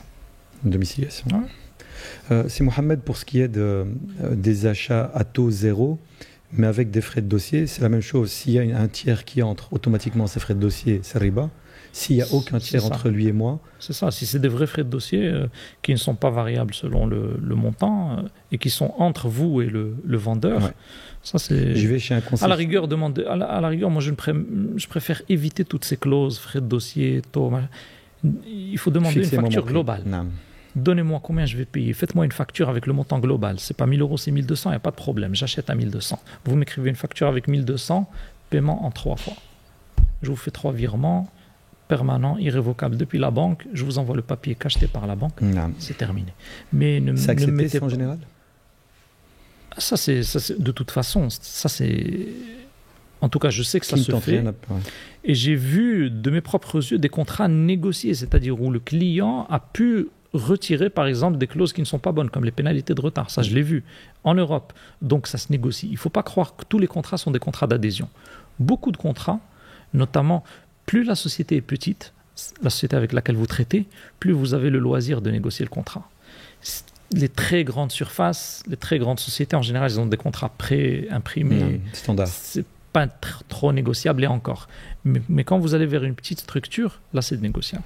Justement, je voulais te poser cette question-là, c'est Mohamed. Par rapport à ma relation à ma banque, je reviens à la banque, est-ce qu'on doit négocier obligatoirement l'interdiction du découvert dans notre compte? Systématiquement. Il faut l'exiger. Voilà, l'exiger. Il faut l'exiger. Okay. Pas de facilité. Ils appellent ça de plusieurs manières. De toute façon, la banque, elle fait 36 000 transactions qui sont basées sur l'usure. Elle leur donne des noms différents. Facilité de caisse, agio, découvert, avance sur salaire. Enfin, ils vont vous inventer énormément de noms. C'est le même produit. Mohamed, une autre question pour revenir à ce que j'avais introduit au niveau du viager. J'ai oublié de te le poser aussi, et c'est une question importante qui est revenue souvent. La rente, quand elle est indexée, cette indexation représente aussi riba ou pas? La rente mensuelle. On s'est mis d'accord pour le viager sur 15 ans. 300 000 euros divisé sur 15 ans, ça représente 500 euros par mois, un exemple. Mais moi, chaque année, il y a l'indexation, l'inflation qui fait que on m'a dit, ben non, l'année prochaine, ce sera plus 500 euros, mais ce sera 517 euros. Le mieux, c'est de la fixer parce que là, on va entrer dans le rarage sur le prix, qui est interdit de manière... il y a un consensus sur l'interdiction du rarage sur le prix. Il y a des normes, effectivement, notamment, qui permettent d'indexer sur des indicateurs connus, mais il est préférable de prévoir de facto cette augmentation et de dire que voilà, pendant les 15 ans, on va par exemple partir sur une augmentation de 3%. Si on fait le calcul mathématique, on va trouver le montant total tout de suite. Par contre, si vous indexez un taux inconnu, on n'a pas voilà, et ça peut être dangereux. D'ailleurs, l'une des causes principales de la crise de 2008, c'était les taux variables, qui revient à l'indexation en réalité du taux. Donc il est préférable de fixer pour éviter justement l'incertitude sur le prix, qui est interdite de manière consensuelle chez les savants. Ok, barakallahu fik Assi Mohamed. On va passer à une autre thématique qui est l'investissement. Masha'Allah, on a énormément de nos frères, nos sœurs qui ont les moyens d'investir et qui cherchent des opportunités charia conformes lors de leur investissement. Est-ce qu'on a aujourd'hui des produits que tu peux présenter qui sont conformes à la charia avec nos frères et sœurs? Par exemple, Sukuk. On avait parlé de Sukuk, les obligations plus ou moins. On a des Sukuk qui sont surtout émis dans les pays du Golfe et qui sont accessibles via les places financières de ces pays. Mais en termes d'investissement, aujourd'hui, dans l'état actuel des choses, on est surtout dans le private equity. C'est-à-dire qu'on est dans des investissements de projets identifiés, ciblés. On commence à avoir des plateformes de crowd immobilier, par exemple Sharia Compliant, qui commencent à apparaître ici et là. On essaye de suivre un petit peu ces évolutions. Et donc, mais aujourd'hui, on est largement dans le private equity, c'est-à-dire qu'on investit, on essaie d'aider les gens à investir dans des projets d'autres entrepreneurs pour participer le plus possible à une économie proche, de proximité et réelle. Ouais. Le trading, c'est Mohamed? Est-ce que c'est une possibilité? C'est une activité à délaisser. Totalement délaissée. C'est à peu près le cœur de l'objet du second livre, La crise parfaite. Et c'est une activité qui ne crée pas de valeur, c'est une activité qui détruit de la valeur, c'est une activité qui est dominée par de l'illicite et c'est une activité qui fait perdre le temps à énormément de jeunes et c'est une activité où le risque de perdre est supérieur au jeu de hasard, au qimar, au casino. Dans le casino, vous avez 13 personnes sur 100 qui sortent gagnantes, selon une étude d'une université américaine que je peux vous citer. Dans le trading, vous avez une personne sur 100 qui sort gagnante. Alors bien entendu, c'est elle qui fait le buzz sur les réseaux sociaux. Ouais, c'est elle qui passe devant. Voilà. Donc à partir de là, c'est une activité qui est à somme nulle, à somme négative en réalité. Tout cela, c'est décortiqué dans mon livre La crise parfaite. Et c'est une activité qui est à délaisser de la part de nos jeunes. C'est une perte de temps, d'argent. Et au niveau macroéconomique, c'est une activité qui détruit de la valeur. On a des indices boursiers islamiques, hein, c'est Mohamed? Oui, ça peut se faire, mais ce n'est pas du trading. Là, on parle de l'investissement à long terme. Là, on parle d'acheter des actions, d'acheter des parts d'entreprise, d'acheter des produits. On ne parle pas d'entrer à la bourse, d'acheter à 10h30, de vendre à 10h40. Voilà. Enfin, c'est du trading en réalité. Et de suivre des graphiques matin et soir et de rêver de ces graphiques. Savoir vendre au bon moment. Ouais. Le bon moment, tout ça, c'est très subjectif. Et de l'investissement en bourse, il y a un nom spécial pour cela, l'investissement? Et de toute façon, ces jeunes apprentis traders doivent savoir que les personnes qu'ils ont en face, qui sont les brokers et les grandes banques d'investissement, ont des outils et des équipes 100 fois plus performants et intelligents et outillés de manière robotisée avec les informations que eux. Donc c'est une bataille perdue d'avance pour 99%. Et donc entrer dans cette bataille, c'est une perte de temps. Alhamdoulilah, beaucoup de jeunes ont délaissé le trading suite à un certain nombre de vidéos que j'ai faites, notamment dans la playlist qui s'appelle Crypto et Bourse dans ma chaîne, je l'ai vu. Dans laquelle je parle justement de ce fléau qui est le trading et qui a fait perdre des fortunes de manière agrégée aux jeunes musulmans. Et pas que aux jeunes musulmans d'ailleurs. Je rebondis sur ta vidéo Crypto et Bourse, c'est Mohamed. Les crypto-monnaies, c'est aussi une question qui apparaît énormément, qui ressort. Alors tout le temps la même question, est-ce que les cryptos, investir en crypto, acheter de la crypto, est-ce que c'est halal ou est-ce que c'est haram? Je te laisse répondre. Je préfère ne pas prendre de position tant que Majma' al-Fiqh al-Islami n'a pas pris de position officielle. Il y a pas mal de savants, notamment, je ne vais pas citer les noms parce que là j'ai un doute entre deux savants, mais il y a des savants connus qui ont permis, par exemple le Bitcoin, un certain nombre de conseils de fatwa qui l'ont interdit, etc. Donc c'est encore objet de discussion. Maintenant, ça ferait son chemin, c'est devenu de facto une donnée presque, donc je ne comprends pas toujours ça devrait tomber bientôt, mais en tout cas les projets crypto, l'erreur à ne pas faire, c'est de faire une fatwa crypto. Ouais, globalisée. Parce que les différences entre les projets peuvent être énormissimes. Et donc, on n'a pas de fatwa qui s'appelle fatwa crypto. C'est du cas par cas. Et comme c'est du cas par cas et qu'il y a des dizaines de milliers de projets, c'est éprouvant. Vous savez, un papier blanc d'une crypto, ça peut faire 50 pages, 100 pages. Vous imaginez 10 000 fois 100 pages fois 50 pages. Vous passez une vie dessus, vous ne terminez pas. Donc le mieux, c'est si on est intéressé par un projet, de consulter un savant sur ce projet. Et d'une manière générale, dans ce monde de la crypto aussi, il y a beaucoup d'arnaques. C'est-à-dire que, par exemple, en 2017, 97% des cryptos qui étaient lancés en 2017, aujourd'hui n'existent plus. Disparu. Donc, quid de ces 97% des milliers de projets? Eh bien, c'est des projets où les gens ont perdu leur placement. Donc, il faut faire attention avec ça. Bien entendu, c'est l'avenir. C'est une technologie, c'est la blockchain, mais il y a beaucoup d'arnaques. C'est un peu le Far West aujourd'hui. C'était. Aujourd'hui, ça l'est de moins en moins, mais c'était le Far West de la finance pendant près d'une dizaine d'années, entre 2014 et aujourd'hui, c'était un peu le Far West. Il y a les NFT qui ont fait aussi leur bulle en 2020. Et donc, mais aujourd'hui, ça se stabilise. Donc, on a une évolution boursière qui est comparable à la bulle des dot-com en 99. Mais là, on a eu plusieurs bulles de crypto, contrairement au dot-com. Parce que le dot-com, une fois que ça s'est crashé, c'est reparti, mais de manière quasi constante. Alors que dans les cryptos, on a eu quasiment 2017, 2020 et on a eu à peu près 3 ou 4 bulles, grandes bulles. Il y a eu pas mal de cycles, mais on a eu 3 ou 4 grandes bulles où le gap entre le pic et le creux était quasiment de 50%, voire plus. Donc aujourd'hui, la technologie, elle est certes là, très intéressante, et c'est quelque chose à encourager, et il faut que les jeunes entrent dans ce domaine de la blockchain parce que c'est intimement lié au monde des fintech. Aujourd'hui, ça va de plus en plus passer par la blockchain. Et d'ailleurs, c'est ce monde de la blockchain qui va rendre des métiers comme le métier de banquier obsolètes. Mais on n'a pas aujourd'hui, par rapport aux deux crypto-projets les plus phares, donc Bitcoin et Ethereum, on n'a pas de savants spécialisés dans l'économie et la finance islamique qui se sont exprimés. Si, énormément.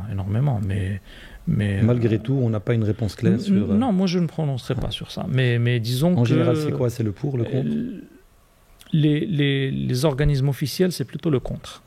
Parce que c'est une monnaie, en tout cas le Bitcoin, dans toutes ses caractéristiques, bien que certains la reconnaissent comme étant un actif pour la taxer.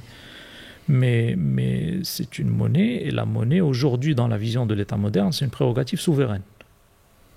Donc, une monnaie dont l'auteur est inconnu, etc., ça pose problème au gouvernement. Donc, tout ce qui est conseil de fatwa officiel, à ma connaissance, a rejeté le Bitcoin. Maintenant, on a les savants, les savants individuels ou les petits groupes de savants qui ont fait un ijtihad. Certains d'entre ceux-là l'ont autorisé. Et aujourd'hui, il faut savoir que le Bitcoin est une monnaie qui a cours légal dans 2 pays, qui sont le Salvador et la République centrafricaine, et qui sont reconnus comme étant un moyen d'échange dans un certain nombre de pays de l'OCDE et hors de l'OCDE. Donc aujourd'hui, même l'argument que ce n'est pas une monnaie, il n'est plus vu que c'est une monnaie trop valable, vu que c'est une monnaie reconnue officiellement. Donc c'est quelque chose qui... la seule chose que je dirais, c'est que c'est un monde dans lequel il faut faire attention. Il faut faire attention. Il faut revenir aux savants en qui on a confiance et prendre son avis. Mais dans tous les cas, Sidi Mohamed, et ça c'est un message à nos frères et sœurs, le public, que le Majma' al-Fiqhi n'est pas encore répondu. Ils l'ont étudié en 2019 et ils ont reporté. Ne dédouane pas les possesseurs de Bitcoin de devoir payer leur zakat. Bien entendu. Voilà, qu'on soit bien clair, parce que je l'ai entendu, je l'ai lu, certaines personnes qui me disaient, mais tant qu'on n'a pas une position claire par rapport au Bitcoin, est-ce que je dois payer ma zakat dessus ou pas? Non, ça rentre dans le calcul de l'assiette de la zakat. Bien sûr. Barakallahu fikum. C'est Mohamed, à côté du Bitcoin, on a aussi d'autres concepts qui est souvent réapparu, c'est le fameux dropshipping. Les personnes qui voudraient investir dans le dropshipping, est-ce que tu peux nous expliquer ce que c'est que le dropshipping, Assez Mohamed? Le dropshipping ou bien le commerce électronique en général, c'est tout simplement le commerce en mode 2.0. Donc si les règles du commerce sont acceptées, c'est accepté. Si ça ne sont pas acceptées, ne sont pas acceptées. Le dropshipping en général, ça consiste à lister sur son site web des produits qu'on a identifiés dans un autre site web. Et quand la commande est passée chez nous, on va faire la commande ailleurs. De cette manière-là, si le produit n'obéit pas aux règles du salam, c'est interdit. Parce qu'on est dans bay' ma laysa indak. Maintenant, tout comme le renting, etc., on peut arrondir les angles. On peut trouver une manière corrigée. Donc, si l'objet correspond aux règles du salam, et là j'encourage les gens à faire leur recherche un petit peu, il faut que les gens essaient de rechercher. Ils bougent un peu. On ne donne pas toujours toutes les réponses comme ça, faciles. Parce que avant, les savants, ils voyageaient 1 mois pour un hadith. Aujourd'hui, tu as le Maktab al-Shamila, tu as tous les ouvrages des savants qui lisent. Donc, les gens intéressés par le e-commerce doivent aller faire des recherches sur la transaction qu'on appelle bay' salam. Il a des conditions, il a des règles, il a des choses qui le permettent, des choses qui ne le permettent pas, etc. etc. Révisez bay' salam. Si le produit, l'objet répond aux règles de bay' salam, dans ce cas, vous pouvez faire le fait de le vendre, puis d'aller l'acheter ailleurs. Sinon, eh bien, il faut passer par ce qu'on appelle l'affiliation. Elle a plusieurs formes, mais le contrat de wakala. C'est-à-dire, vous entrez en contact avec un fournisseur dans un autre pays et vous traitez avec lui, il vous donne une sorte de mandat pour vendre son produit et il vous dit « Ok, vendez-le à tel prix et prenez par exemple 50% de commission ou 20%, etc. » Et mes stocks, ils sont de telle et telle quantité et je vous enverrai une mise à jour de mes stocks ou bien vous avez accès à mes stocks de manière en temps réel. Ça, c'est une sorte de mandat. C'est comme quelqu'un qui a une entreprise et qui embauche un commercial en freelance et qui lui dit « Écoute, va vendre par exemple mes PC et pour chaque PC vendu, tu as 100 €. » Un commercial. C'est ça. Donc justement, je vais te poser la question, je vais te la lire comme elle a été envoyée parce qu'elle répond, elle est vraiment comme tu l'as expliqué, c'est Mohamed. Donc la personne dit, est-ce que cette forme de dropshipping est l'équivalent de Salam? Il met comme quoi il décrit... il veut la réponse. Ouais, il veut la réponse. Il met comme quoi il décrit de manière détaillée le produit. Donc ce n'est pas le produit qui est vendu, mais c'est la description qui est vendue. Il met que le paiement se fait avant l'achat et il stipule qu'il y a 3 points dans le contrat. Non, pas avant l'achat. Le paiement se fait lors de l'achat. Lors de l'achat. Okay. Ouais, non, avant la livraison, je voulais dire. Le paiement total. Voilà. Et il explique, il dit ce sera livré au plus tard, la date maximum où le bien devra être livré, que le produit, il s'engage à ce que le produit soit conforme à ce qui est décrit, et enfin, il stipule qu'il ne possède pas le stock, mais qu'il a un gérant de stock à l'étranger qui lui ramène en temps et en heure l'état du stock. Est-ce qu'on considère que c'est du dropshipping? Si le produit est en stock, ce n'est pas du dropshipping. Ça, c'est Bay'ul Ayn Ra'iba, c'est différent. Parce que Bay'ul Salam, c'est un produit qu'on n'a pas. Non, en stock chez le fournisseur. Donc là, s'il est en stock chez le fournisseur, donc il est propriété du fournisseur. Non. Okay. Donc s'il est propriété du fournisseur, là on est en... oui, c'est une forme de dropshipping, parce que le concept de dropshipping, on peut y mettre ce qu'on veut. Non. Mais moi, ce qui m'intéresse, c'est le concept jurisprudentiel. Là, on est dans Bay' al-Ayn al-Ra'iba. C'est majhoul? Non. On vend un objet, mais qui n'est pas là, qui n'est pas présent et qu'on ne peut pas voir tout de suite là, mais il est ailleurs. Il est disponible. C'est ça, exactement. Et ça a des conditions. Vous pouvez chercher, encore une fois, il faut leur donner un petit peu de... Il faut que les gens... C'est dit Abdelkarim, tu dois chercher. Voilà ce que dit Sidi Mohamed. Bay'ul Ayn Ra'iba. Et donc, vous cherchez ce concept et vous avez des règles très très simples, qui ne sont pas très nombreuses, d'ailleurs, ça tient en moins d'une demi-page, qui vous permettent de voir que ce bay est possible. Donc, vous avez une wakala avec le gérant, c'est le gérant de stock qui vous donne une wakala, et vous avez une commission. Donc, voilà. Très bien. Et la deuxième question, c'est Mohamed, par rapport à cette wakala justement, donc lui vend un bien qui ne lui appartient pas sur son propre site, mais il se permet, selon la demande et l'offre, d'augmenter le prix, de diminuer le prix. Aucun souci? Le prix, c'est une liberté du vendeur. Mais attention, le prix ne doit pas être un rabn. C'est-à-dire que si partout dans le marché ce produit se vend à 50 et que toi tu le vends à 250, là il y a du rabn. Et le rabn donne une option d'annulation dans la jurisprudence islamique. Donc il faut être dans les eaux du marché. Ouais, ça va, j'ai compris.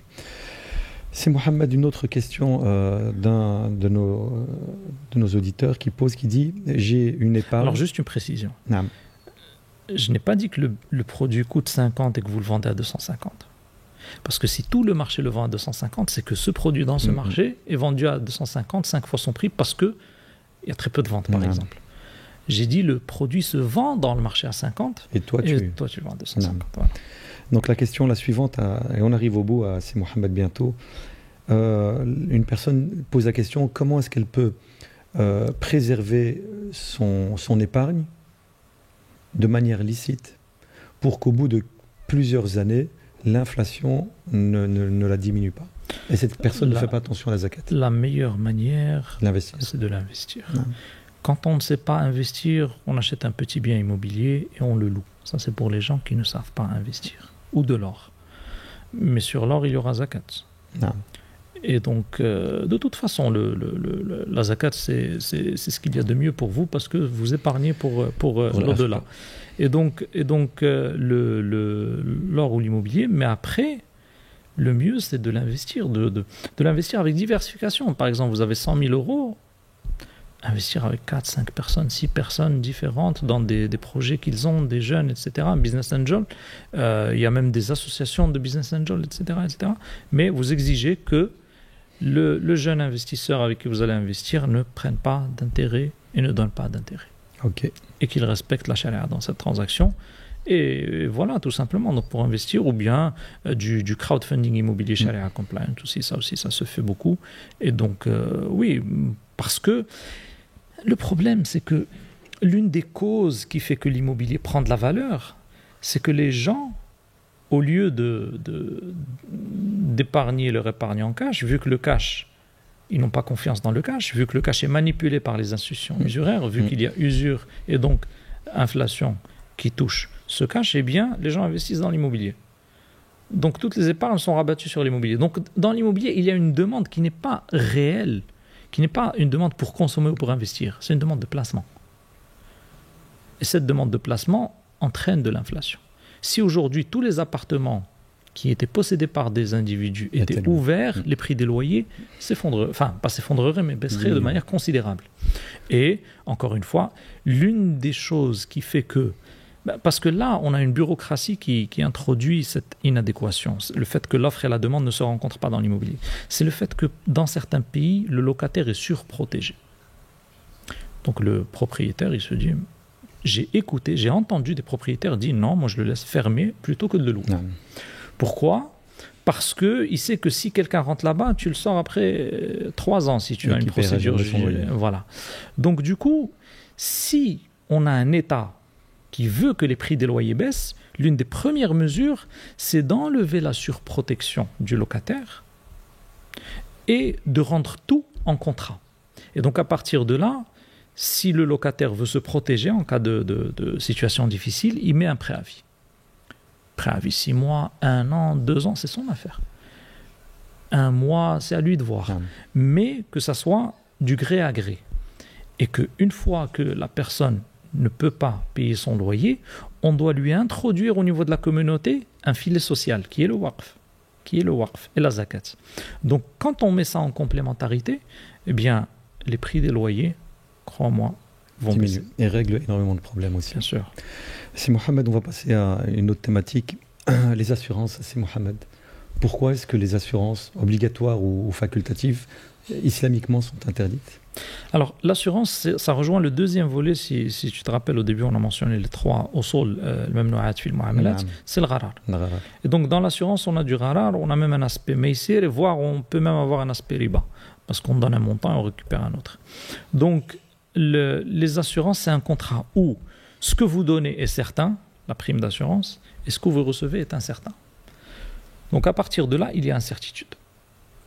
Incertitude majeure, parce que il n'existe pas de contrat quasiment sur Terre où l'incertitude n'existe pas. Par exemple, quand vous achetez cette table, vous la voyez, mais si je vous demande l'épaisseur fait combien de millimètres, vous êtes incapable de me dire. Donc il y a une incertitude. Le poids. Mais elle est mineure. Le poids aussi. Mais elle est mineure parce que vous achetez une structure que vous voyez, vous testez, elle vous plaît bien, vous la touchez, vous l'achetez. Ça, c'est une incertitude mineure qui existe dans tous les contrats. Mais le problème, c'est l'incertitude qui est l'objet du contrat. Là, vous n'achetez pas la table pour une épaisseur qui fait 4 cm ou 5 et qui va changer votre décision. Non, parce qu'à vue d'œil, vous l'avez vu. Donc l'objet du contrat n'est pas l'épaisseur de 4 ou 5 cm. Par contre, dans le contrat de l'assurance, l'objet du contrat, c'est l'incertitude. C'est est-ce qu'il va arriver un accident, est-ce qu'il va recevoir une prime ou pas. Et donc là, quand l'objet du contrat, al-gharar al-maqsoud, fil aqd, c'est une incertitude, eh bien le contrat ne peut pas être accepté en islam. Les assurances obligatoires, c'est Mohamed, est-ce qu'on a une fatwa le permettant ? Véhicule Oui, on a des fatwas qui permettent les assurances obligatoires en demandant de se limiter au strict minimum et en demandant d'essayer de trouver des alternatives type takaful ou mutuelle. Parce qu'il faut savoir que si on a le choix, par exemple, entre assurance obligatoire, mutuelle et takaful, on choisit le takaful. Mais si on a une configuration assurance obligatoire et mutuelle, c'est un moindre mal. Parce qu'en général, c'est une caisse qui revient au sociétaire. Donc, ce n'est pas un contrat de vente, c'est un contrat d'entraide. Donc, on est à mi-chemin entre l'assurance interdite et le takaful. Et donc, si on a des mutuelles qui permettent de couvrir le véhicule, etc., pour l'obligatoire, eh bien, il vaut mieux opter pour les mutuelles. Et l'assurance takaful fonctionne comment ? Takaful, tout simplement, la différence avec la mutuelle, c'est que les fonds ne sont investis que de manière conforme à la charia et on veille à ce qu'il y ait une stricte séparation entre la propriété de la société gestionnaire et le fonds qui appartient aux cotisants, qui revient aux cotisants de facto. Et qui est redistribué aux cotisants. S'il n'y a pas d'incitant, bien entendu, ou qu'il leur est reporté par une avance sur la prime de l'année d'après. Ok, barakallahu fik, Sidi Mohamed, une question qui apparaît encore beaucoup, le fait de travailler dans des banques usuraires ou dans des sociétés qui ont pour objectif premier l'assurance. On en avait parlé. L'imam Malik a été très clair sur ça, le fait de faire une ijara dont l'objet c'est d'aider à quelque chose qui est illicite, par exemple pour construire un bâtiment illicite ou bien pour travailler dans une banque, etc. Si c'est une banque usuraire, bien sûr ce n'est pas permis sur la base du verset. Donc il ne faut pas s'entraider. Et d'ailleurs dans le concept de riba, on voit que c'est l'écosystème qui est sanctionné.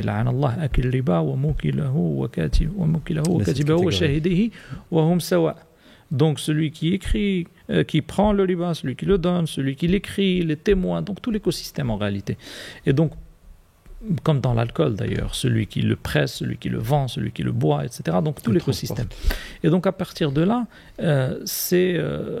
l'entraide dans le mal n'est pas permise. Et alhamdoulilah, il n'y a pas que la banque dans la vie, Blacks, la banque c'est Epsilon enfin non, c'est pas Epsilon malheureusement dans ce système actuel, mais dans le monde des affaires, la banque c'est un type d'entreprise parmi des centaines au moins. Donc bien entendu, il y a d'autres débouchés possibles qui sont beaucoup plus halal. Mais ceux qui travaillent déjà dans le milieu de la banque ou de l'assurance, quel que soit le poste. Moi, je vais vous poser une question. Si vous êtes informaticien dans une banque, ça vous paraît sans problème. Aujourd'hui, vous avez même beaucoup de parents, quand ils ont un banquier qui vient faire une khitba pour leur fille, ils sont presque contents, voilà, etc., avec son costume, etc. Et si vous aviez un vendeur d'alcool qui venait ou un propriétaire de casino, vous lui mettrez la porte dans le nez. Et le problème, c'est que le banquier, c'est pire.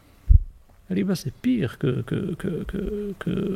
les péchés. On rapporte de l'imam Malik qu'il a eu une question et il a médité pour cette question plusieurs heures, voire plusieurs jours, et il a dit, je n'ai pas trouvé dans le livre d'Allah quelque chose qui est pire que le riba. Donc, effectivement, on n'a aucun péché en islam qui implique harb min Allah wa rasoulih en islam pour le musulman. Donc, effectivement, il faut faire attention.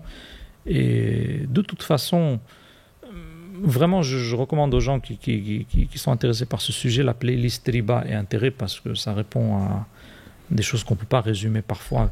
Parfois, à trop vouloir simplifier, on tombe dans un simplisme qui trahit le sens. Barakallahu fik, Sidi Mohamed. On va encore prendre 3 ou 4 questions en direct, et puis ensuite, je te libérerai, bidnillahi ta'ala. Des questions qui me semblent intéressantes. Est-ce que la Dubai Financial Service Authority, DFSA, est un organisme fiable de contrôle pour les offres d'investissement Sharia compatibles? C'est un organisme, si c'est la Dubai Financial Service Authority, c'est l'équivalent de l'autorité des marchés des capitaux. Donc c'est l'organisme qui surveille les transactions financières. Ce n'est pas un organisme de certification Sharia. Donc c'est un organisme qui vous certifie que le titre de propriété financière que vous avez, c'est un titre qui est fiable. Donc d'un point de vue financier, oui, mais après, point de vue Sharia, c'est d'autres organismes qu'il faut... Ou peut-être qu'elle a un satellite qui travaille dans la Sharia, je ne sais pas. Mais ce que je sais, c'est que ça, c'est l'équivalent de la Securities Exchange Commission aux États-Unis.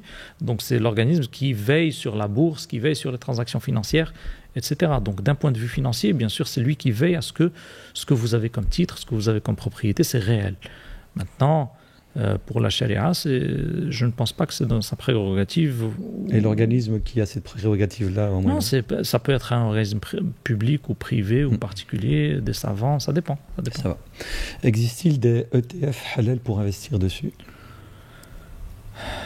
Sur ça, je renverrai les auditeurs à ma vidéo qui fait 19 minutes, elle n'est pas très longue, qui s'appelle Investissement halal au XXIe siècle, parce qu'il y a une petite distinction d'action, mais actuellement les ETF, je n'investirai pas dans les ETF qu'on appelle Sharia Compliant aujourd'hui, dans l'état actuel des choses, et le détail est dans justement la vidéo.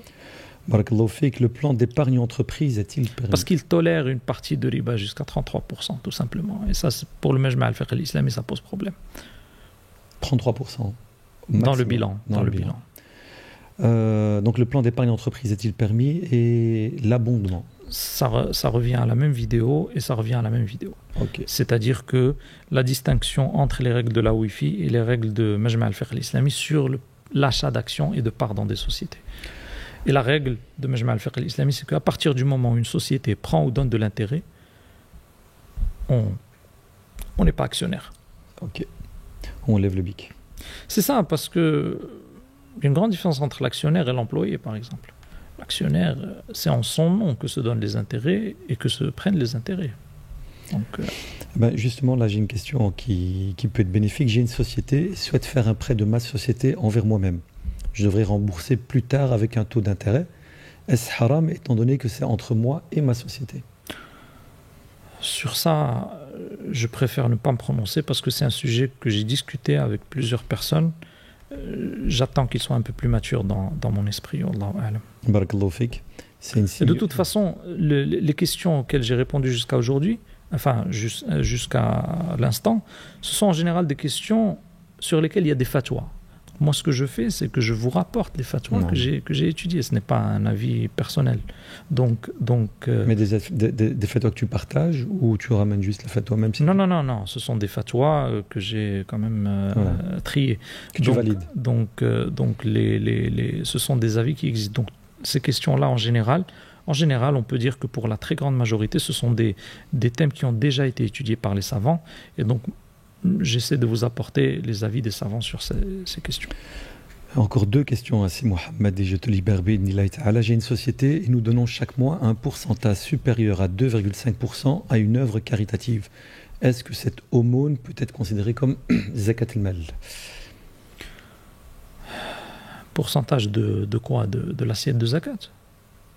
Eux donnent 2,5%. De quoi? Un montant supérieur à une œuvre. Ouais, c'est vrai qu'il ne spécifie pas. En tout cas, si c'est à l'assiette de la zakat, l'association caritative, pas systématiquement. C'est-à-dire que la zakat doit aller aux pauvres. Elle doit aller aux pauvres. Donc si association caritative il y a, c'est juste un mandataire qui va prendre l'argent et le donner aux pauvres. Mais si un mandataire qui va creuser des puits, peindre des bâtiments, etc., إنما الصدقات للفقراء وقال العلماء لا للتمليك. Donc li, c'est une propriété. Donc il faut lui remettre à ce pauvre ou bien lui remettre via un wakil, un mandataire. Et cette zakat doit lui parvenir. Ensuite, lui, s'il décide d'en faire une formation, de la manger, d'acheter des habits, de louer, c'est son affaire. Mais il faut lui faire parvenir cette zakat telle qu'elle est. Après, si l'association vous certifie, vous montre qu'effectivement elle prend votre argent, elle le donne aux personnes qui sont triées, elle a fait son job. Ok. Dernière question. Les associations en général, ce qu'elles font, c'est qu'elles ont plusieurs sources de fonds.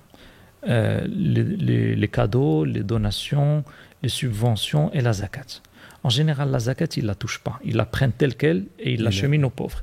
Et tout ce qui est frais administratifs, etc., ils piochent dans les donations, les cadeaux, les subventions, etc. Donc ils font la part des choses entre zakat et donation. Celles qui font la part des choses. Elles devraient le faire. Wacha Sidi Mohamed, Allah yabarak fik. Dernière question, c'est par rapport à l'achat de l'or et de l'argent. Alors on sait que l'achat ou la vente doit se faire de main à main. Est-ce que acheter de l'or et l'argent en payant avec sa carte de banque, c'est considéré comme main à main, en sachant que... Si la carte elle est alimentée et que le paiement se fait de manière imminente, c'est comme s'il a payé votre argent en fait. La question c'est justement, c'est Mohamed, c'est que souvent on fait des achats, mais ils ne nous sont facturés ou portés en compte que le lendemain ou le jour d'après. Non, il faut que ça soit un on paiement doit avoir la instantané. Que ça doit être de l'instantané. C'est un paiement instantané. Il faut que ça soit instantané. L'or et l'argent, c'est très restreint, il y a des règles.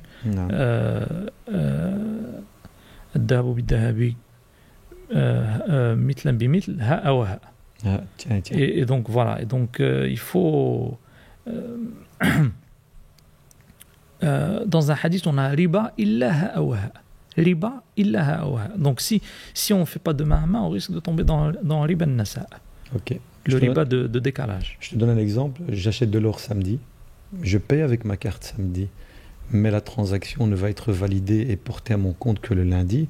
Le taux a peut-être changé entre le samedi et le lundi, je pense. Alors, disons que aujourd'hui, les savants, que ce soit la Wi-Fi, Majma' al-Fiqh al-Islami, considèrent que le qaïd al-masrafi, L'inscription. c'est-à-dire le fait que l'argent est retiré de votre compte Et porté à... et porté même de manière non visible dans le compte du vendeur, c'est un qabd. Par contre, il n'autorise pas à réutiliser la contrepartie avant que le qabd se fasse clairement, qu'on voit officiel. Voilà, exactement. Donc, mais le mieux pour éviter ça, c'est de faire quelque chose qui est instantané. Aujourd'hui, les applications permettent des paiements instantanés, donc ce n'est plus un problème. C'était un problème quand le qaïd al-masrafi, aujourd'hui, ça va devenir quelque chose du passé. Aujourd'hui, c'est l'instantané. C'est dans la seconde près. Voilà, exactement. Barakallahu fika Sidi Mohamed, jazakallahu khaira, c'était vraiment un plaisir que de t'avoir, que de t'écouter. Bien sûr, on précise toujours Wallahu a'lam, et que nous on rapporte les avis des savants et qu'on encourage toujours les gens à faire de la recherche par rapport au sujet qui les intéresse. Justement, Sidi Mohamed, et de revenir à un savant. L'idée, c'était que tu parles directement au public en quelques secondes, comme on avait fait la fois passée, juste derrière moi, leur donner un petit conseil par rapport justement à toutes ces questions qui ont été posées, la finance, l'économie islamique. Effectivement, en tout cas, c'est une très bonne idée. Et aujourd'hui, dans les entreprises, je le dis souvent, on a des gens dans toutes les compétences financières, logistiques, juridiques, ressources humaines, marketing, achat, vente, etc. Mais on manque on n'a pas quelqu'un qui vérifie les transactions. Et ça devrait devenir une habitude. Chaque musulman, chef d'entreprise, devrait s'accompagner d'un savant, comme disait le faqih ibn Nujim al-Hanafi. Les commerçants, quand ils voyageaient, avaient l'habitude de prendre avec eux un savant. Pourquoi ? Pour les aider justement dans les transactions et dans le halal et le haram. Et donc ça devrait devenir une habitude. Toujours avoir dans son téléphone le numéro d'un savant ou de 2 savants ou de 3 savants et de s'entourer de personnes qui sont compétentes dans ce domaine et également se renseigner, se cultiver, apprendre soi-même dans ce domaine pour faire al-ilmu qabla al-amal.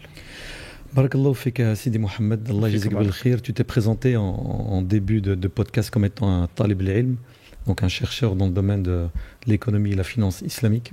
En plus de cela, tu es bilingue au minimum, peut-être même trilingue. Donc tu es un apport pour nous, les musulmans européens francophones, inimaginable. J'implore Allah Azza wa Jalla de faire en sorte que ce travail de recherche, ce temps que tu sacrifies pour répondre à toutes nos questions et qu'il soit pour toi un argument Yawm al-Qiyamah, et pour que ton passage auprès de lui se fasse de la manière la plus rapide, la plus bienveillante et la plus miséricordieuse possible. Ya Rabb al-Alamin. Alors vous, cher public, je m'excuse. Vous dites Amin aussi. Amin, bien sûr. L'équipe technique, Amin, on n'a rien entendu. Donc vous, cher public, Allah yahfadkoum, soyez indulgents envers nous. On a eu des dizaines, si pas des centaines de questions. On ne pouvait pas répondre à toutes les questions et toutes les questions étaient aussi importantes les unes que les autres. Alors je vous renvoie vers la chaîne YouTube de Cheikh Mohamed Talal Lahlou, le docteur Mohamed Talal Lahlou, où il y a des dizaines de vidéos en langue française et même souvent des vidéos très courtes, mais très bien expliquées, même vulgarisées, qui pourront peut-être répondre à toutes vos questions. Une dernière chose, ceux qui voudraient revoir le podcast numéro 1 qui avait été tourné avec le docteur Mohamed Talal Lahlou, il est disponible sur la plateforme d'Arriveton et il est même depuis quelques jours disponible sur la page YouTube du docteur Mohamed Talal Lahlou. Barakallahu fikum, jazakumullahu khaira, hafidakumullah wa ra'akum, et j'espère à très très très bientôt pour un nouvel podcast en tête à tête et pour nos fameux podcasts live. Subhana rabbika rabbil izzati amma yasifun. وسلام على المرسلين والحمد لله رب العالمين والسلام عليكم ورحمة الله وبركاته. وعليكم السلام ورحمة الله وبركاته.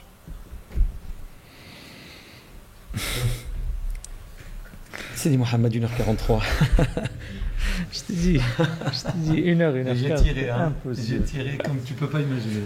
Allah jazak bil khir.